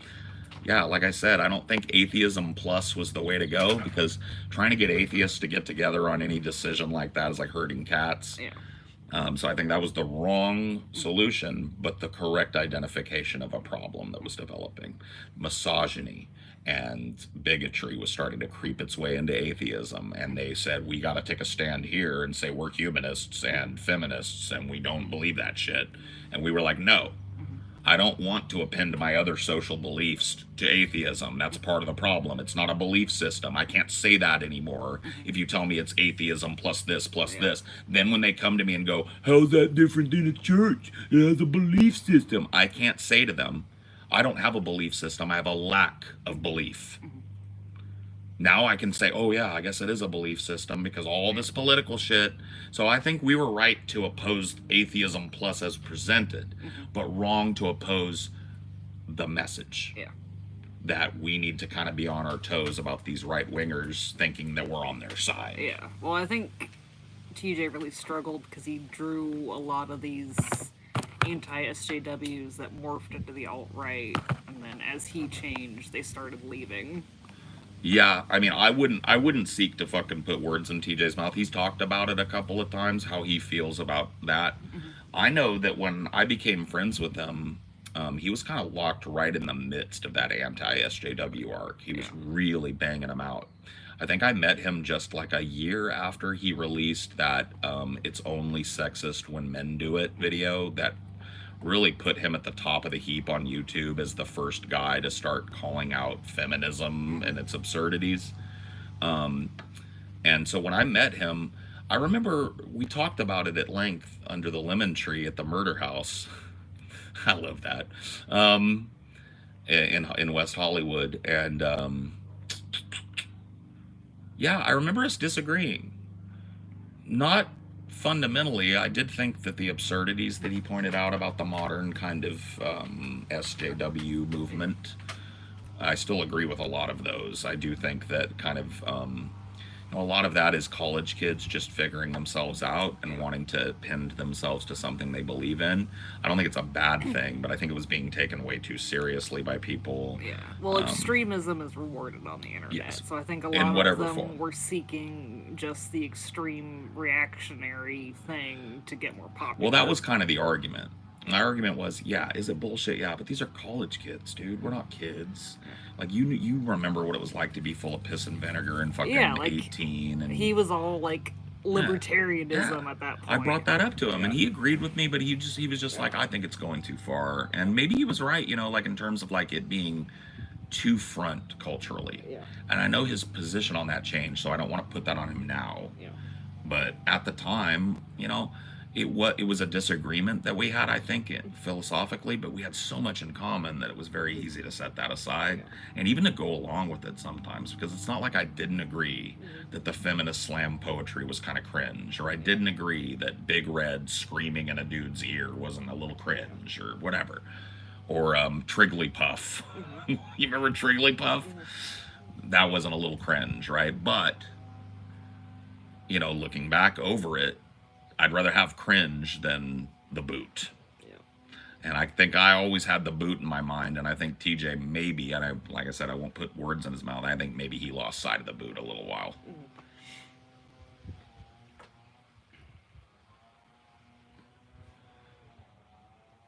There was a user on here with a picture of Big Red. I actually think she's kind of fun. Looking back on it, I mean, I kind of respect the passion, if nothing else. She was not going to take shit off of nobody. You got to give that to Big Red, if nothing else. Didn't really agree with the way she went about it, but, you know, gotta say. And there was some about Big Red that was working on me, too. I know that's misogynist to immediately objectify a woman, but that kind of like strong, fiery red hair, loud mouth thing, there's a little part of me that's like, okay, all right. It's a weird part of me because it's a part of me that also looks at my mother and goes, okay, all right, I love my mom. I guess that's Oedipus for you, right? Yeah. Because I could say that about Big Red, strong, opinionated, fiery, red-headed. You know, that's my mom. My mom's a full-blown ginger. She's going gray now, so you probably wouldn't know it looking at her. But yeah, you look at her pictures of her as a teenager. Her hair is like candy apple fire, like Yeah. ginger red. Your redness is kind of limited. Like Yeah. your mustache is really red. If you really look Parts at of it. parts of my hair are. I got Yeah. streaks. My hair is kind of weird because it's not a color. It's like, and a lot of people will ask me. They'll be like, "Oh, do you get highlights? Do you dye your hair?" It's like, no, I don't do anything. I wouldn't want to, honestly. But it's if you really look at my hair, there's like 5 colors in there. There's a dark brown. There's a dirty blonde. There's a light blonde. There's a gray, and there's a red.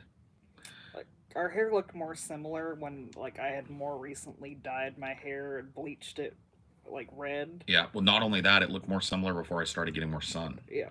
My hair bleaches in the sun and lightens in a way, and yeah, it's just a weird hair, right? But it's kind of like all over the place. But yeah, that red that you see kind of my beard and my hair, that's my mother's side of the family.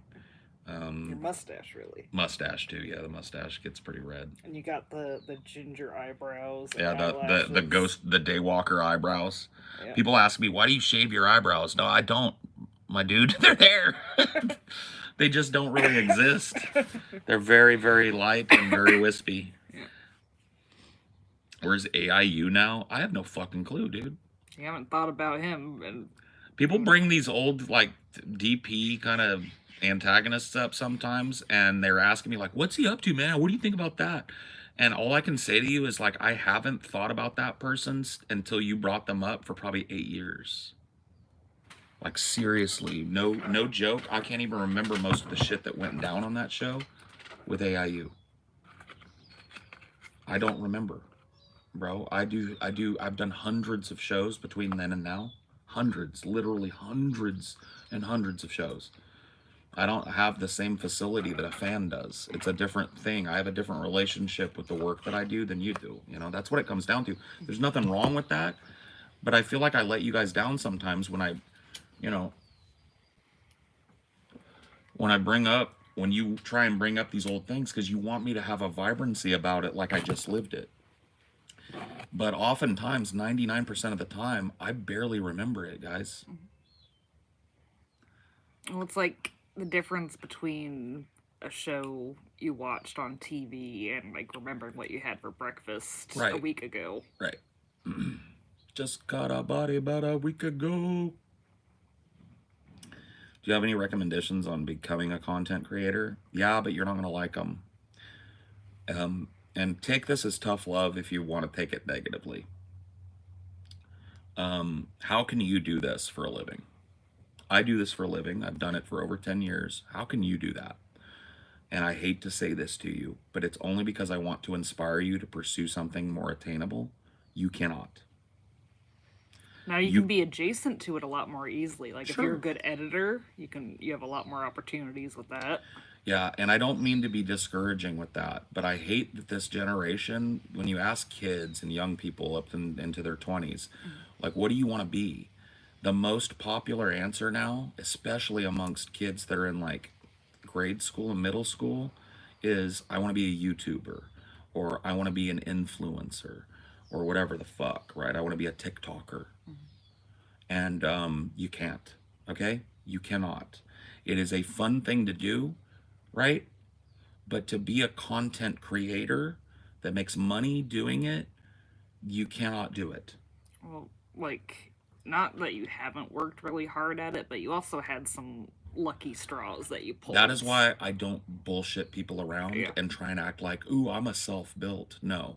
You knew TJ. TJ got lucky because he was a first. He was not lucky. TJ was smart Yeah. and industrious, and he came out in front. I did not, okay? And I attached myself in a certain way as a fan and a collaborator with TJ very early on, and that fed my channel. And to be hitched to that star as he went up, up, up, up, up, up, up, but he's still paying attention to me, my channel went meteoric because of that. And then he starts this podcast that changes the whole podcasting game on YouTube. And because he knows who I am, and the other guy that founded it knows who I am, I get invited as a guest on that. And that changes my whole life. Do you see how improbable all of that is? And why I'm not going to sit here and guru you? Dude, I could be a fucking Andrew Tate and I could go, what you got to do, bro, is just believe in yourself, right? That's the first step. But I'm just trying to tell you, it might be better to make it a hobby, do it because you love it. You might hit big, cool. But if you don't, it's cool. Focus on something else you love and let this be your hobby. Please, please, please don't try and do this for a job, because 99% of people that try that fail. It's like the movie industry, guys, but I make way less money than a movie star. That's all it is. So yeah, all right? Yeah, that makes a lot of sense. Appreciate the honesty, Paul. I don't mean to discourage you. Like I said, dude, do it because you love it. Do it because you're passionate. Don't do it for the check, because that check will never come. Yeah, like, even Stevie being as closely related to TJ as he is isn't... Like, he's still doing okay, but he's not, Right. like, some big Twitch star. Exactly. Not to shit on TJ, but if you go, or Stevie, but if you go over to his Twitch streams, him being adjacent to me, TJ, Scotty, our business, you would think he'd get a couple hundred people, and he gets a couple dozen, right? So there's no leg up, guys. Okay? But when the check comes, it's awesome. Yeah, it is, but I'm telling you, man, it doesn't come for most people. I was very, you know what, I'm not going to downplay myself. It was very smart to see the community building and to realize that I had something to offer it. And it was smart of me to involve myself with the people I did and to make friends how I did in early YouTube. But anybody that was watching me from very early on in YouTube knows I didn't give a fuck. There used to go like 2 months I wouldn't upload, and then I would just drop like 5 videos, and then I didn't give a fuck. Well, TJ had to wrestle you out. It's like, TJ used to. Yeah. He used to make videos just to trigger me because he was tired of me not making a video, because I didn't care. I didn't make a dime on YouTube until way, way, way later in my YouTube career. Not a dime, right?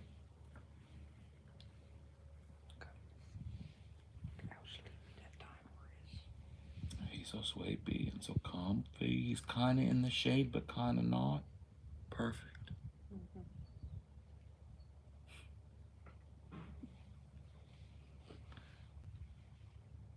We can just start off by doing response videos. Yeah, what would come to be called react content. I was doing that in 2007. But YouTube used to facilitate it a lot more, where they would attach your response to the original video. Yes. Yeah. But it was also harder to do because things like OBS were not widely available. And so in order to get another person's video, I had to have a mic sitting on my desk with a little shitty desktop speaker right next to it. Yeah. And I had to feather that volume just right so it didn't sound like shit coming through my mic, and they could also hear me. But yeah, I was doing that in 2007, and that's the game now, guys. So I'm not saying I invented it, but I was one of the early people to do what you call now React content. We didn't really call it that. We called it video responses back then.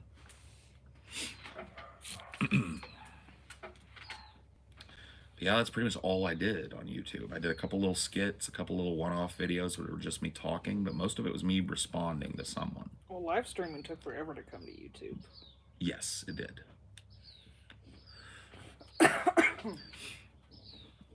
Well, you ever think it's a little odd people walk around with shirts and hoodies of your face on them? I didn't until one day somebody DM'd me on Zitter. This was years ago. And he was like, "Hey, Paul, you're on the Great Wall." And it was a picture of him standing on the Great Wall of China with a Coolsville shirt on. And I was like, what the fuck? That's when it dawned on me, like, that's weird. Hey, that's fucking crazy. Okay. Paul, greatest wall of all. And I look at the picture and it's a dude wearing my merch on the Great Wall of China. I was like, whoa.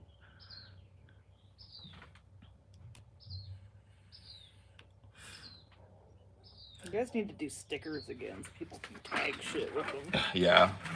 You guys give me a sec. I'm going to do some stretches. I'm going to shake my legs out a little bit. Yeah. My circulation gets cut off by that chair. It's comfortable. Yeah. Well, I can see the little indents on your calves. Yeah, yeah. It just sits there and like cuts off my circulation a little bit. And it gets uncomfortable. And plus, it's about time for me to do my second sun salute of the day. Ooh, I did this to the moon last night too, or at like 3 a.m. and it was beautiful. Oh, I actually looked up at the sky and I said hello. I don't know why, but I did. Okay.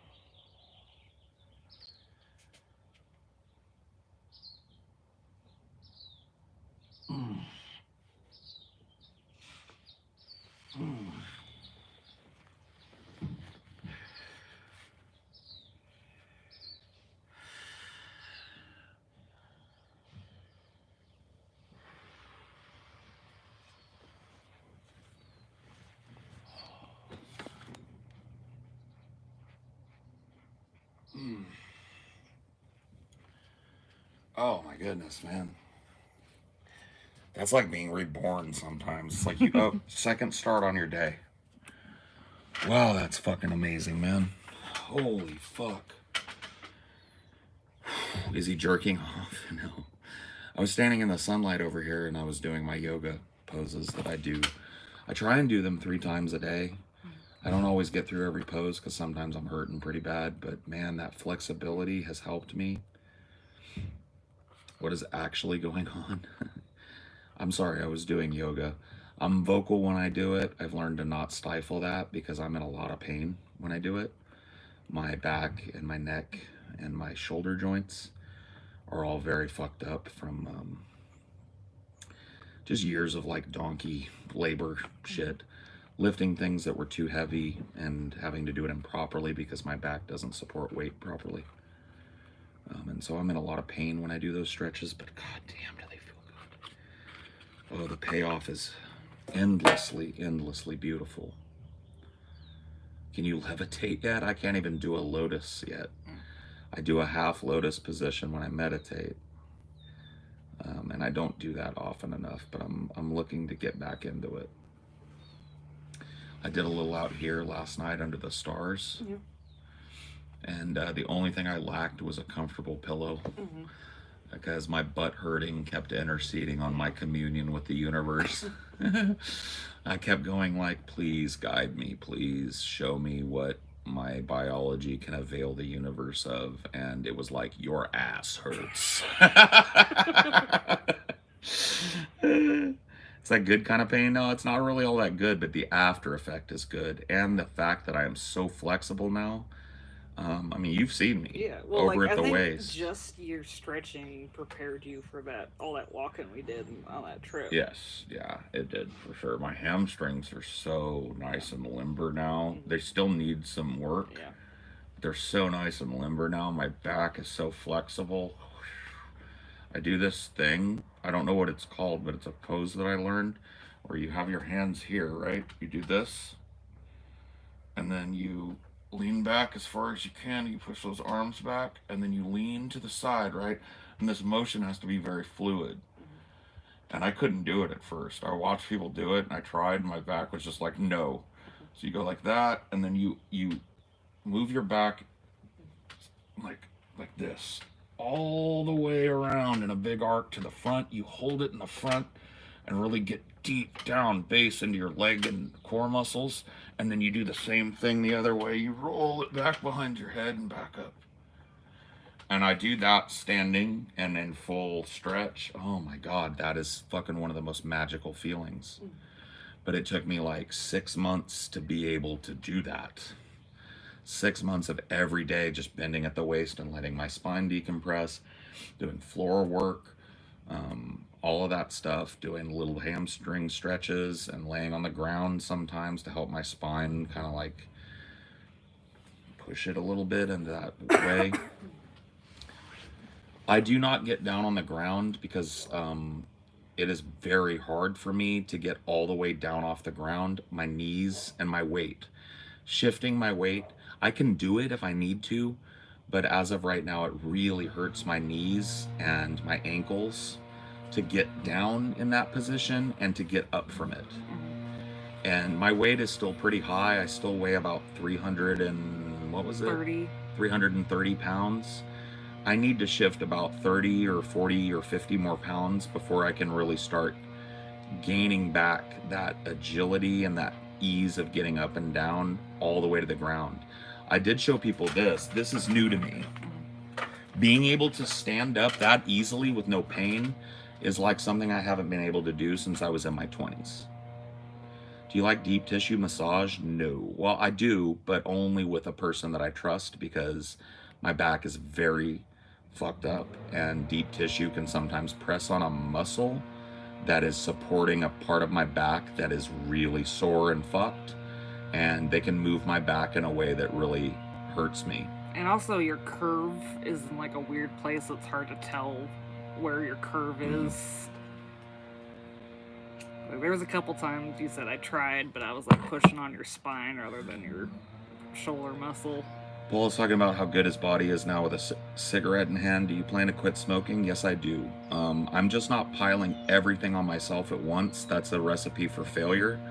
I'm locking in a lifestyle change that includes an entire dietary switch in my life, an exercise regimen that I still haven't fully fleshed out. I need to do more cardio, but so I'm working on that, and once I can get myself firmly into that, I will tackle the smoke. So I've beat it before.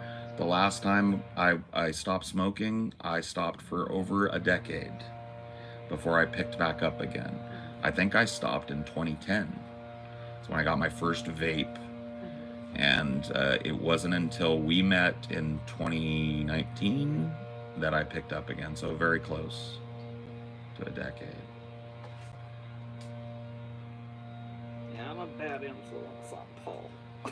No, I'm a bad influence on you. We're a bad influence on each other with the smoking bullshit. Let's be real. We help each other out all the time. We're getting smokes, we're passing smokes, we're lighting smokes. We're a couple of enablers when it comes to that, but that is okay for now. If I tried to do all that now, I would almost certainly fall down on one, if not all of my goals. And right now, I'm hitting my goals and exceeding them. So I'll add another one when I feel ready. Is it really stopping if you just vape now? Well, unfortunately, I live in California. California passed some pretty restrictive vaping rules that include, among other things, the inability to purchase any kind of vape fluid in this state that has a flavor other than tobacco. Yeah, and then before that, the federal government made it a lot harder to ship those products. So vaping for me is not really in my reach right now. And when I move, maybe that might change, okay? I'm not saying where I'm moving to. I might go to a place where it's way easier for me to vape, right? Because you liked the menthol vape. I need menthol in a vape or I can't use it. I need that lung hit that menthol gives to supplant the lung hit that I get off of these. And if I can't have that, I can't use it to quit. And I can't have that here unless I break the law. I'd have to commit various types of mail fraud to get simple nicotine vape juice mailed to me here in California, so I won't do that. Yes, these new laws were to protect the kids. Fuck. Why does it have to be so interminable? Well, I'm gonna end this because nobody wants to listen to fucking that, least of all me. But thank you. It was other than that, it was positive. So thank you for being here. I appreciate it. I'll see you guys next time, right? Bye.